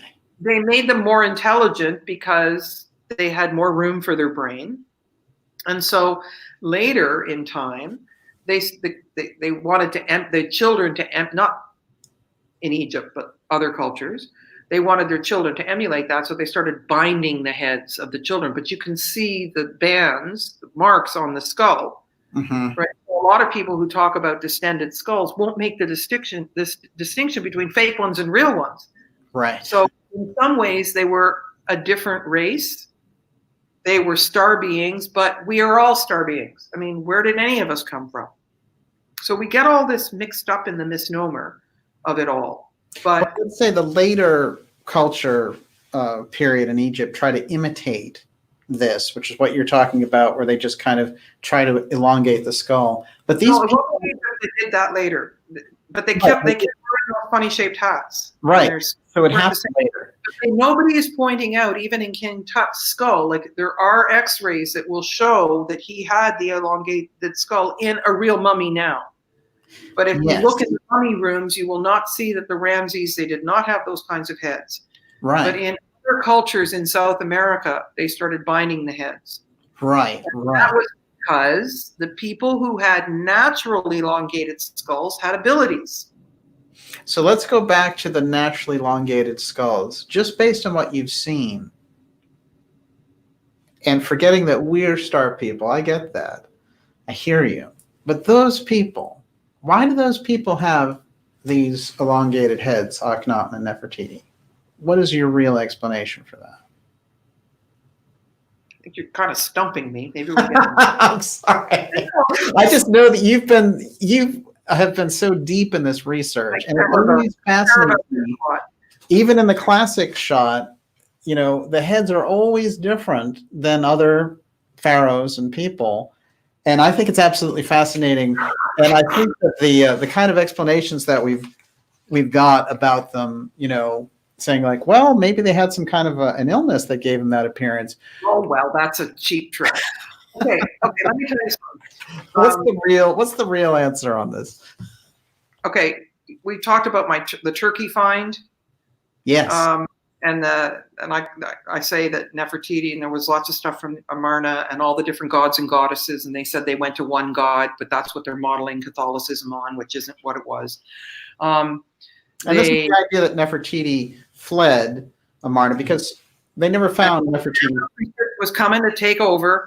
They were going to kill Akhenaten, which is why they're never finding Akhenaten. And this whole Osiris cut him up into 14 pieces. I think they cut Akhenaten into 14 pieces, threw him in the water. Gotcha. So Nefertiti had to go. Let's say there were like 2 or 3 chariots. Pick whatever you've got here that will kind of tell a story.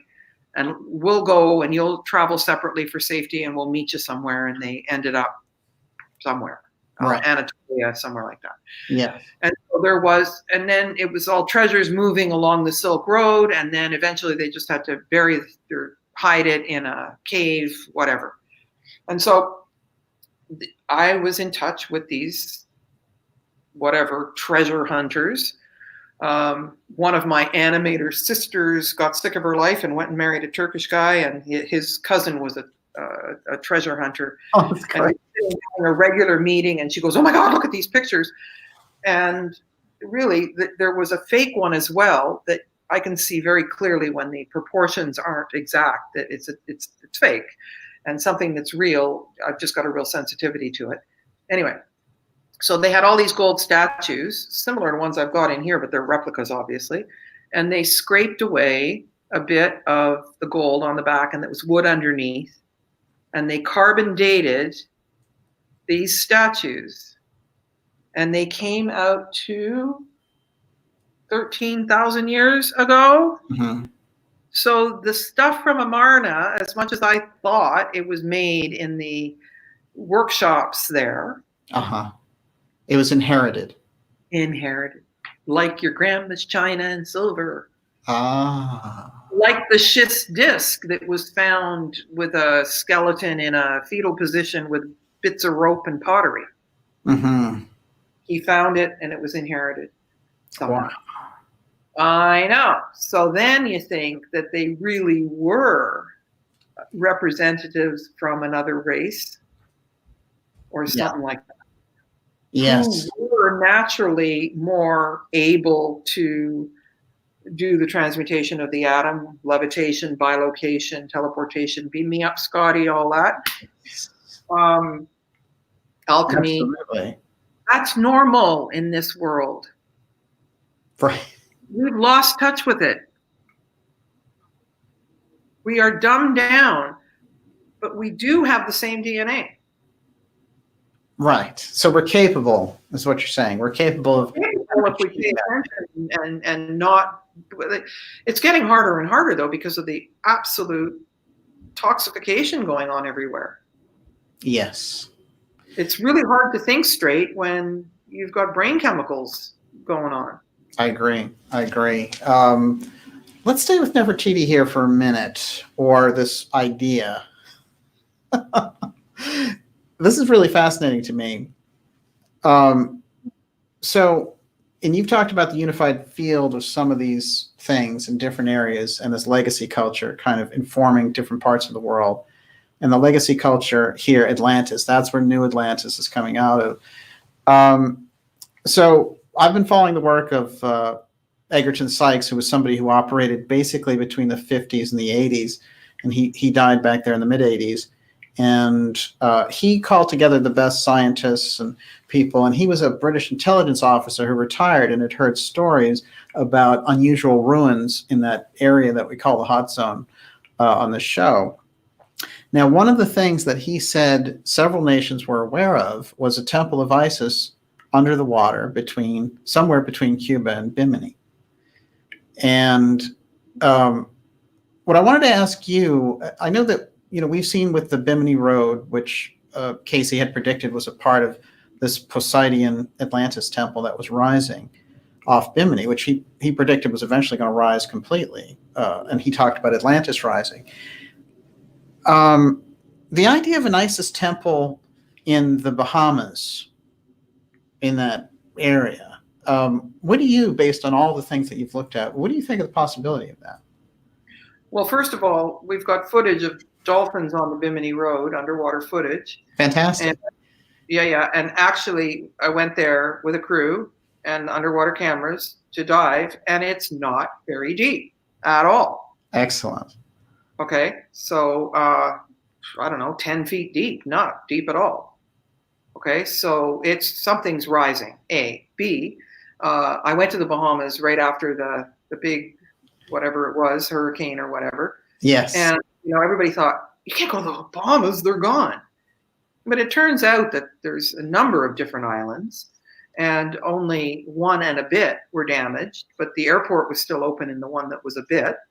And everything else is just completely normal. And the people are like, I don't know, nothing happened. It was a bit of wind, but, nothing. And again, the media said the Bahamas are gone. But my friend's husband has a project there, and she goes to the yoga ashram. That's right there. And it borders the property of the resort called Atlantis. Right. Right. And it's a Yogananda, whatever ashram. And you go on the tour. We went for the day and did the yoga classes and the whole thing. I mean, she was a student there, teacher training and all that. And when you get to the highest temple, most sacred place of the entire ashram, there is this big rock, a triangular shaped rock. And they built the whole temple around it. And they sit everybody down and they tell you the story of the Shivananda, whoever, who decided that this was the place he had to make a temple, came from him walking in the rainforest, and sitting down on this rock and having a vision of a Poseidon temple right there. Which is right. It's the ashram and Atlantis are right on the beach, side by side. Wow. And they built this whole movement of yoga based on this vision of a temple. Wow. Incredible. Well, that says a lot. Okay, that says a lot. So you came upon it from your researcher for that many years. Mm-hmm. And I came upon that story from a spiritual ashram.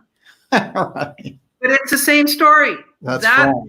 Let's come up with one other thing, and then we've got triangulation. I see. That's how you piece it together. That it's a well-established story, but they're not talking about, a yogi. Mm-hmm. And yoga is how you build your spiritual prowess and your abilities. Now, a lot of people think that yoga started in India, but my information is that it started in Egypt. Oh, interesting. And spread. Well, in some ways, it could still be Atlantean, and India and Egypt are two of those places with the third-party hypothesis. Yes. And, but the thing is, it can be the ego of either, Egypt's not claiming yoga, India is. Right. But I mean, that's neither here nor there. It's ancient. It's old. If, the third piece of that triangulation could be an expedition to Bimini. It seems like that would be the crowning piece on that. Well, and you and I have been discussing this. Instead of coming up with this is the way it is, and we now know everything about the Bermuda Triangle and the deep, deep stuff off the coast of Cuba, and. I subscribe to the idea of bringing people who are psychically oriented, into personal development and healthy food and all that good stuff, and doing an expedition where you feel, you meditate on it. And we've even got a past life regressionist that's going to be on the Egypt trip who could avail herself to this sort of thing. So you do a optional group regression. Fascinating. And people come up with their impressions, and you can write it down where nobody knows what anybody else got, and then you compare it and see if a few people are getting the same thing. I mean, that's a form of qualitative research, Right. where you're just getting people's impressions and then seeing if there's any links to what other people got. How The fascinating. whole thing can be like a workshop where people are oriented toward meditation. You put them into an undisturbed state, and they're on the water in a boat with like-minded people, with their interest of the area, feeling, and see what happens. It's absolutely fascinating. What a different kind of approach that is, and bringing that kind of Egyptian sensibility too, of having done that along the Nile also. That's really interesting. When I look at that area of the hot zone, there's definitely a power there. And I want to mention that later this year we're going to be doing a hot zone event in the Miami area. And for people who are interested in that, you can just send an email to info@darkjournalist.com and just put hot zone in the title, and we'll keep you abreast of all that in the newsletter, or just sign up for the free newsletter to stay up to date on these things. But Carmen, when you were in Miami, you took a look at something unusual there. Can you tell me about that? Well, I was staying on this fancy island within Miami, which is kind of like the financial district and everything. And my friend told me a story of the building just over there, because I was staying on this island, and how they wanted to build a skyscraper, and they started to do the excavation, and they found a real burial community, an Indian community. So they had the perfunctory few months to do the excavation, which is what they do with, fast archaeology, so that somebody can make money. Right. But what they decided to do was leave the excavation as it was and put a plexiglass floor and build the building anyway. So anybody who wanted to see what was there could just walk on the floor and go look. Ah, great idea. The same piece of property has what's called the Miami Circle, which is a stone circle right beside it. So we stood, just outside the building that we were on the island, and there I was with the quadcopter, feeling totally incompetent, up and across to go around the Miami Circle, and doesn't it start to rain? And in this 4K footage, the raindrops are like 8 inches, So there's this big panic not to get the camera wet and to turn the thing around, and I darn near lost the whole drone in the water, but didn't, and kept the footage. Great. And then on the other side of that same island where we were standing, there is a statue of a giant. And so go figure. It's very unusual. You've got the stone circle, you've got the village, and you've got a giant, all within nothing, a few feet. There's a lot to be learned there about Florida having this archaeological history, being so close to Bimini, so close to Cuba, so close to all those areas. And when we've talked about sea levels rising and things like that, those areas basically all were connected in one piece at one point. So, well, you've got that in Asia as well, where the hill tribes have similar symbols, the way they construct their boats, right, their tribal ways. And it looks like, 10 different countries, Japan, Korea, Taiwan, all the way down to Tahiti, New Zealand, Indonesia, Malaysia. Well, it was a unified field too. And if they could have gotten in their little paddle boats and gone from place to place, but I think that they probably walked between the places, and it was one kind of culture. Wow. So Wow, you see it in the extraordinary. Pacific and you see it in the Atlantic. Okay, I mean, it sounds, sounds reasonable to me. Absolutely. Well, there's something that came up, which these letters from J. Manson Valentine, who was the person who discovered the Bimini Road in '68, when Edgar Casey said, "Hey, you're going to see a part of that temple rise off Bimini," and this unusual prediction came true. Of course, he made that prediction in 1943. So Manson Valentine had, he was a Yale oceanographer, so he had quite a background in all this. Oddly enough, he was best friends with Morris Jessup. I thought that was interesting, considering Jessup was this advanced UFO guy, and I never knew that connection. And it seems like it wasn't public, but we brought it forward on this show. One of the things I found interesting about Manson Valentine and these letters that were discovered in this, kind of situation in a museum in Miami, where he was writing back and forth about a pyramid and a wall that had been discovered in Florida, and that he was looking at it, and that he had did tests on this actually. And I was thinking, here we are again, right there in the hot zone, and we're dealing with pyramids. And we don't know. It's never been on the record what Manson Valentine did with that information or that survey or this wall, which extended a half a mile, according to these letters, between him and this person. And then to confirm all this, the actual Miami chronicler went around and looking for this person who got the letters. And he says, "Do you remember this whole exchange?" And, that Manson Valentine was writing this stuff to you, and he said, "Oh yeah, he took me to the pyramid to see it." So he had seen it. So apparently, there's a large-scale pyramid there off the east coast of Florida, actually on land, however. So very interesting things in this whole kind of flow of associations. We're talking about the hot zone and the extension of all that, and so I think there's a lot more to come. And let me interject. What else is there? Coral Castle. Right. And all the technology, and people assume that Ed Leedskallion understood the secrets of the ancient Egyptians. And he has astronomical information and star alignments and all kinds of stuff and heat markings. And he had these asbestos gloves, and he had his boots are in the showcase in the gift store. And he had gold on the bottom of his boots.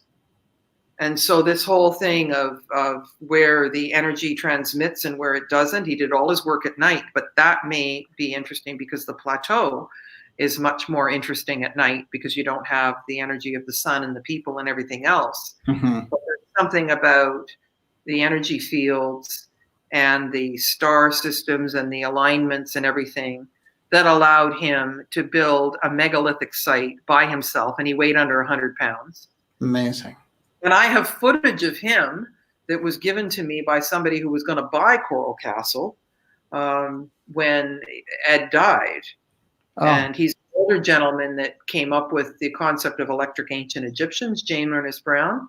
Yeah. And he had that information. He's got 8.5 by 11 pictures of Ed on the site, black and white, and the 16 millimeter film in those tin cans like we used to have when we were kids. And he gave it to me. Wow. Wait, did someone give it to James? Is James still with us? James is still with us. Okay, great. So who's the person who passed away who gave it to him? Well, when Ed died, there was no known family members. So James was going to buy the place. I actually have a copy of the real estate contract and the canceled check. And they were on their way to do it. And this long lost cousin came along.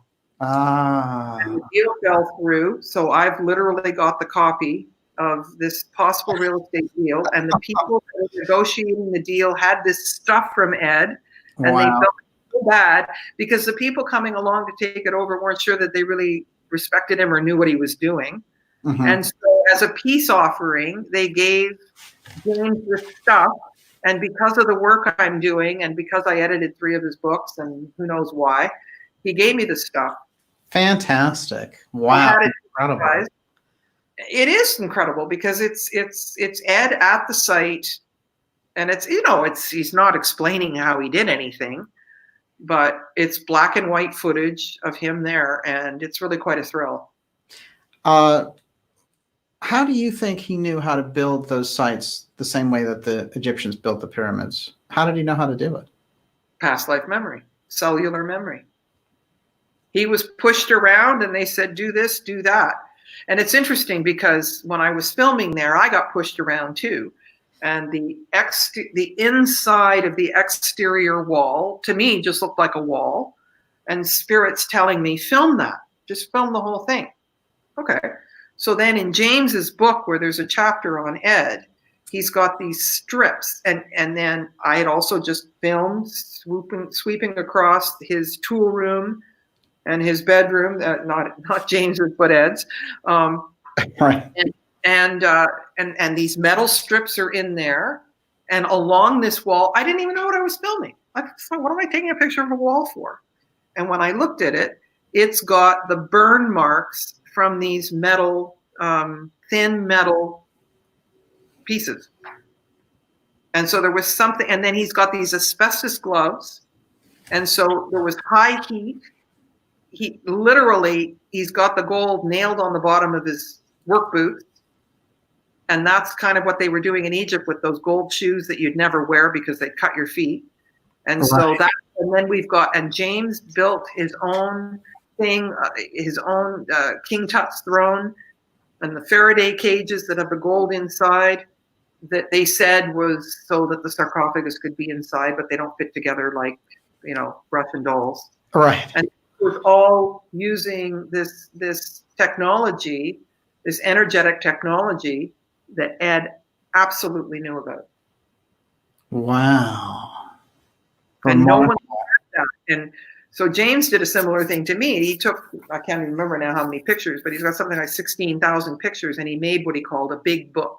So he put Velcro on the back of the pictures, and he had 4x6 pages, and he put the pictures that looked like they fit together, and he'd sit in his chair and he'd turn the pages and he'd go, whoa, that goes with this, that goes with this. And he stirred his pictures up for years until they clustered, and all of a sudden it hit him what was really going on there. Electric Ancient Egyptians. Yes, I have this book. It's a remarkable book. And what's odd to me is that he talked about how they utilized cats for electromagnetic energy. What's the word? Cats. That the ancient Egyptians utilized cats for electromagnetic. I don't know that word. I'm not connecting with the word. Oh, it's cats, like a cat and a dog. Oh, cat. Cat. Yeah. Oh, sorry. I thought you were talking technology. Well, the energy, yes. Well, and the Sphinx, is the body of a feline, and then the temple cats were the Black Panthers, and the high-level initiates controlled them, telepathically, and there's a lot going on with that. Amazing. So I got footage. Okay, so James inside his Faraday, sitting on his gold King Tut throne with his feet on something wooden to not have the energy go through in the wrong way. And then he has this thing, and he's getting rid of the brush discharge. And he couldn't have the lavalier mic on him because it would short circuit in there. So we've got the cameraman holding the camera, and James, I'm trying to get my finger, James reaching his finger to the threshold, the door of this Faraday cage, and the videographer who takes his hand off the camera for a second, and I've got footage of the spark going across. Oh, it's great. That's going to be fantastic.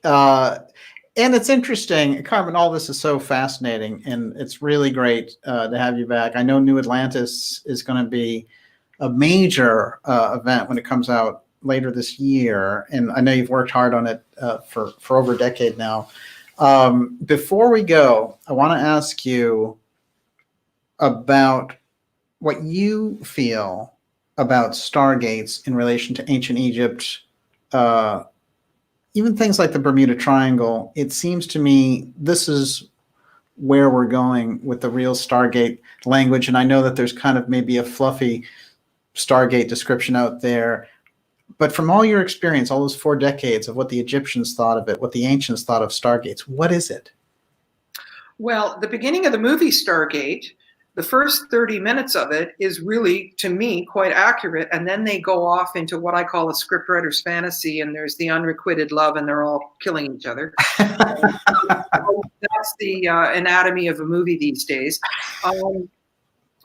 All of these places like Stonehenge and these, megalithic sites, I mean, they're, again, multi-purpose, multi-dimensional, multidisciplinary, but there's a lot of Stargate stuff and moving between these portals because, like I said, they didn't have a word for death in Egypt. And so the idea of moving between states of consciousness and dematerializing, astral traveling, even bilocation, and teleportation is real.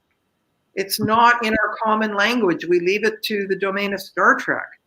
But this is what the ancient mystery schools were keeping so secret. But the whole thing of if you boil down everything in ancient Egypt, how do you get here? Procreation. And what happens when you go? Right? It's innie and outie. That's the whole deal, and that's what Stargates are. Right. They're the mechanism through which you go through a portal. Fascinating. Real as real can be. We've just got an absurd culture that turns all of this into fiction. Right. And when we look at something that has strange effects magnetically, an area like the Bermuda Triangle, this has the earmarks of what they were talking about. Well, explain the Bermuda Triangle. They've been trying to explain it. I mean, that's the other thing. There's documentaries on all this information, but Right. Mostly they kind of take you sideways somewhere in there and say, oh, well, it couldn't happen, so never mind. But they show you the footage and you're kind of getting involved and, Right. So they're hinting at it because people are so fascinated with it. But how many theories have you heard about the Bermuda Triangle? 20? Yeah. Well, it seems to me one thing is for certain, which is there's strange legends in that area about this advanced culture, even for the Mayans. And then you have all these ships and planes that disappear. You have pilots who report flying around in these weird vortexes, and they think it's for hours and hours. And they come out, it's 5 minutes later. So those things are all on the record. So it's kind of hard to deny it as a body of information. It is inclusive. So I mean, but Hakeem's son said to me one time, sometimes a really good question is better than a mediocre answer. Well, I think of Casey's stories of the two-eye stone that the Atlanteans had and how it caused the first destruction of Atlantis. The echo of that kind of thing, that area. It seems to me that it's almost like a meteor crater in that sense, of a different kind, or the site of an ancient explosion in that sense. Well, we're taught that we're not supposed to think beyond 5,000-6,000 years. The Quran, the Bible, school, right. It doesn't exist. So how do you put a good story together if you're locked out of most of history and herstory? Yes, absolutely. That's just the kind of information that you're breaking for us and kind of getting rid of that wall of secrecy and getting beyond it. And that's why your work is so fascinating, Carmen. I hope this next trip to Egypt is extraordinary. I know all the stuff, the work that you do there is amazing. And so I hope this one is particularly good. And I love the theme of it being on the Nile River. Well, and because we're not following, like we're on the Nile in regular commercial cruise ships and had a couple of rooms. Mm-hmm. But now, the boats are our own and chartered. But when we get to the temples, it's not at the same schedule as the regular cruise ships that all arrive and there's hundreds of people and then the temple's empty for the rest of the day. So we're to be in the temples alone. So wow. That'll be That'll be pretty interesting because that's where the energy is. And when you get everybody's, consciousness and mixed upness and take my picture because I'm the most important person here, or thing about the temple is me, which tries when you don't have that around, Right.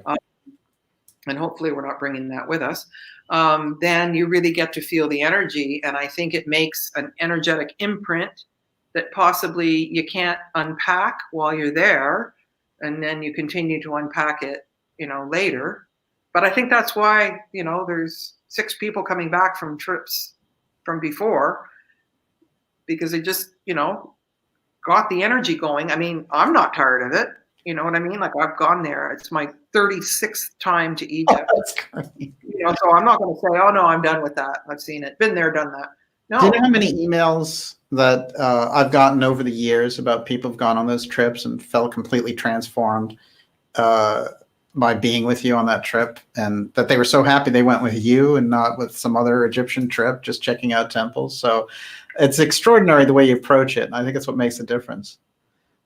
Well, and the other thing is that people say, well, they want me to just say, well, what is this artifact and what does it mean? Right. And I say, okay, let's go through the language here. So you see, 2 left hands and it means this, and you see this and it means that, and you see the lotus stem wrapped around a wine jar, and think about it this way. And then look at a fresco and take the pieces and see if you can make yourself a sentence or paragraph. And if you can't, and there's things you can't figure out, then ask me. Because when you get home and you're looking at your pictures, I won't be there. Right. So teaching them the language, and it's fascinating how at first people are like, what is it? What is it? What is it? And then they start to just settle down and let the images come into them and speak to them. But also the shapes of each chamber in the temples are having a resonant effect. They are precise. So when you see, artist renditions of, stuff, it's not accurate. And so it seems silly, but there's really something about the shapes replicating the cavities in the human body. And those temples are designed to be transformative. Whether you understand it or not, that's what archetypal energy is. You don't have to be conscious of exactly what it's doing, but it's doing something because it's archetypal. Right. And you're going to come out of that different than how you went in. Yeah. And the process is just beginning by standing. Right. Right. Yes. Like the first time I went to Egypt, I was like, wow. And then read everything in sight and didn't go back for a number of years. But my whole life was about what I experienced that first time. I just couldn't leave it alone. Amazing. And well, we're glad that you didn't. I'm glad you haven't left it alone either. Amazing stuff. We're all looking forward to this new Atlantis documentary, and it's great to have you coming back into all this also, because I think you've been juggling a lot with all the work of getting this done, and so it's just nice to have you back out here. Well, thank you. And mostly, I mean, it hasn't stopped for 1 second rolling around in my head. Like, how do you tell this story? How do you tell this part of the story? And the other thing with the pyramid code, like I saw very quickly how much footage you need. If you're switching out shots every 3 seconds and you're going for 5 hours, you need a lot of footage. Yes. And you got it. You got it. I got a 13-day shoot with 2 professionals in Egypt a while back, but so no footage will be repeated from the pyramid code.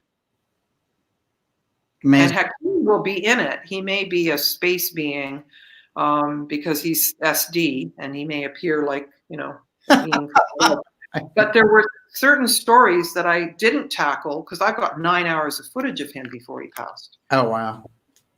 And what I was looking for in the pyramid code is other scientists that would back up what he was saying, right? So that when he came along and said it, because he doesn't try to prove anything, he just knows it. So you brought back some of the key information that he gave you. Yeah, well, I had the paper edit, and of course I know every word in the pyramid code that he said. So were there other subjects that I could now tackle because it's 9 years later and there's more science. So with the Pyramid Code, he was the last thing that went into the timeline. And 15 minutes after he was in the timeline, he passed. Wow. And I got the email. I mean, I was like, come on, put him in. The editor's like, why do you care when he goes in? Because they were laying the foundation and putting in the music and putting in the interviews and everything. And so then Hakeem was like the cherry on the icing on the cake. And I got an email 15 minutes after he was in the timeline that he had passed and what time he passed. And I'm like, because he was like, come on. He couldn't leave until he was in the Pyramid Code. And I'm like, okay. And the editors didn't know why I had such a sense of urgency about getting him in there. Anyway, so this time in the rough cut, he was the first thing that went in. That's great. So, I know this is sort of off the cuff here, but have you had any sense of him guiding you after the fact? Oh, God, yes, absolutely. In fact, he was more accessible. Like when I was in Canada and he was in Egypt, you know, it wasn't as easy as now that he's disincarnate. Oh, no, he's busy up there. And my son passed away and went straight to him. So they play all kinds of magic tricks. Very, very clever up there. Extraordinary. It really, really is. Yeah. Well, you get that sense when you watch him in the Pyramid Code that he is carrying a kind of a spiritual knowledge, and that it's a mix of like a great gift and a burden in a sense. But I find that clash with him amazing, just an extraordinary great gift and a burden. He brought me to Amarna, and there were 4 other people. I know. What did he say about it? Well, sure, he was my court advisor. We had lots of things to say about it, but that was pretty powerful. Amazing. For sure. But guess who is we have to have an Egyptian guide with us. Yes. And Hakeem's eldest grandson was named Hakeem after him. Oh. Hakeem, same name. And when he was born, they swaddled him in one of Hakeem's galabeas. And so he had a magical and special relationship with Hakeem. But he's the only one of 11 children and something 22 and counting grandchildren who went to get an official Egyptian guide card. And Hakeem was like number 58 or something of all the guides that, there were at the time. And now they're up to 60,000 or something. And so on the last trip, Hakeem Jr. had just graduated. And somehow the tour company I was working with assigned him to my group. What are the odds of that? Because he knows that I spent 10 years learning from Hakeem, and at that time, his family didn't understand it, and they didn't care. Wow. Sorry to say, but they didn't really. And so now I have Hakeem Jr. on this next trip as our logistics coordinator. That is fantastic. Wow. Yeah. I can't wait to hear they'll say something, and it sounds just like Hakeem. The things that bothered Hakeem about modern culture and stuff bug him. No, it's really special. It's really, really special. Wow, amazing. Carmen, it's great to see you, and we'll be in touch. We'll be watching closely for the developments on New Atlantis and all the work, extraordinary work that you're doing, and it's been great having you here. Thank you so much, Daniel. We'll talk soon. Okay, bye. Amazing. Everyone is, this has to be. Did you click off? Can you still hear me? Yes, but did you stop the recording? No, the show, I'm just wrapping the show up as we speak. Okay. But everyone, it's great. Thank you so much for being here with us. And it was extraordinary to have Carmen come on with us. And we're going to be coming back to you on Friday now. And I want to definitely thank everyone who's out there. Jay Mallet, it's great to see you. And of course, Carly doing extraordinary mod work. Thank you so much, because we did not have the lovely Olivia tonight, but she'll be back Friday. And Carly's site, I want everyone to check that out. It's Dimensions and Beyond is her podcast. Very, very interesting stuff and amazing work that she does. Just a couple of shout outs there. Occult fan, it's great to see you out there. Grandma Tippy Toes, thank you for being with us. All amazing information tonight. And I think what's really great about having Carmen come forward and give us this information is that this is somebody who's sort of lived and breathed the experience, having gone to Egypt, what did she say, 36 times? And it gives us that real sense of the mystic that you encounter when you are faced with these incredible things that the mystery schools have put together, from the pyramids to the Sphinx to all these temples, and how it interconnects. And she's somebody who really is a citizen in that world. And so it's very different in a sense of how to look at things theoretically. She actually kind of lives and breathes it. So it's great to have her. And we are, of course, working together on something about a Hotzone event later this year. And her work with the new Atlantis documentary is going to be, I've gotten hints of it as we've talked about it, and it is extraordinary. So when this comes out, watch out. It's going to change a lot. And it goes deep into the kind of work that we do here in the X series. So Carmen is really somebody to watch in that sense. And if you haven't seen the Pyramid Code yet, go to Netflix because it's on there, and it is a mind blower. The way that she put that information together then a decade ago is just incredible. And so that's fantastic. It seems to me that, if we move into areas of information like the Hotzone with the expertise of somebody like Carmen, then we're going to get a lot better answers, because she understands not only the scientific aspect and the kind of archaeological aspect, but this kind of metaphysical interface that happens with so many of these ancient sites. And it's just been great having everyone here with us. It's great to see everyone out there. Dormouse, thank you. Kate, it's great to see you. Fubar Fighter, Lucy Cat, Johan Wolf. We will see you all on Friday. And thank you for spending President's Day with me here, because I have to say that, there's something about this period of time, and we're going to get into a huge political brawl for 2020, and just so many of the forces and the money, and Bloomberg and Trump and all these different forces, the DNC and the RNC, all kind of whipping up our consciousness. That's all we're going to be flooded with. And so what we're going to try to do with the X series is really weave in the mystery traditions through the episodes, because it's such a major factor for us to pay attention to now, as we're going to get flooded from every side. But there's no problem there, because we can handle it. And quite a start to this year. One of the things I was talking with Carmen about was how the year started off with, it looked like World War III with Iran and this, virus that goes round and round in terms of information. It's hard to get a real handle on what's happening, but whatever it is, certainly it's extraordinary. So you just get that sense with 2020 that we're being put into a different kind of dynamic, and that we need to be kind of at our very best in terms of getting the best information, and for me, when I look around at the field, there's so few people that have that.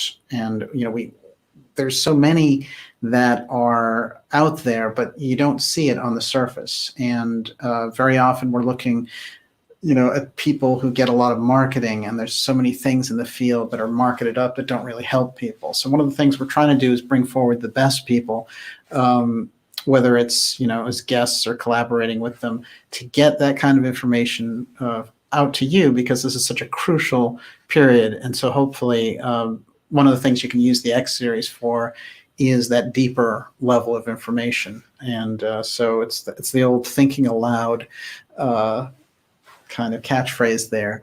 And the Ideas Room was great tonight. We weren't able to take your questions, obviously, but we'll be back on Friday with those. And thanks so much for joining me. We will see you next week. And I do want to say we have some exciting guests coming up. Make sure you sign up for the Dark Journalist newsletter. That's a free newsletter, but it keeps you in the loop of everything that we have going on, like the exciting guests that we have coming up for you this spring, and it is extraordinary. And in terms of being a subscriber and supporting the show, I will tell you this, that some of the amazing events that we have coming up, things like the Hotzone event and others, are going to bring together the best people and the best guests. And so our subscribers will be able to get there first. So it's a good time to support the show. And so go ahead at darkjournalist.com and do that. And it's great to have everyone out there. I have to say, tonight was a terrific crowd. And it was great to have Carmen join us there from Spain. And it was pretty late over there, so I really appreciated her staying up to visit with us. We will see you all next week. And remember, it says end broadcast, but it never really ends, does it? David Donaway, it's good to see you out there, sir. We will see you all on Friday. Talk soon.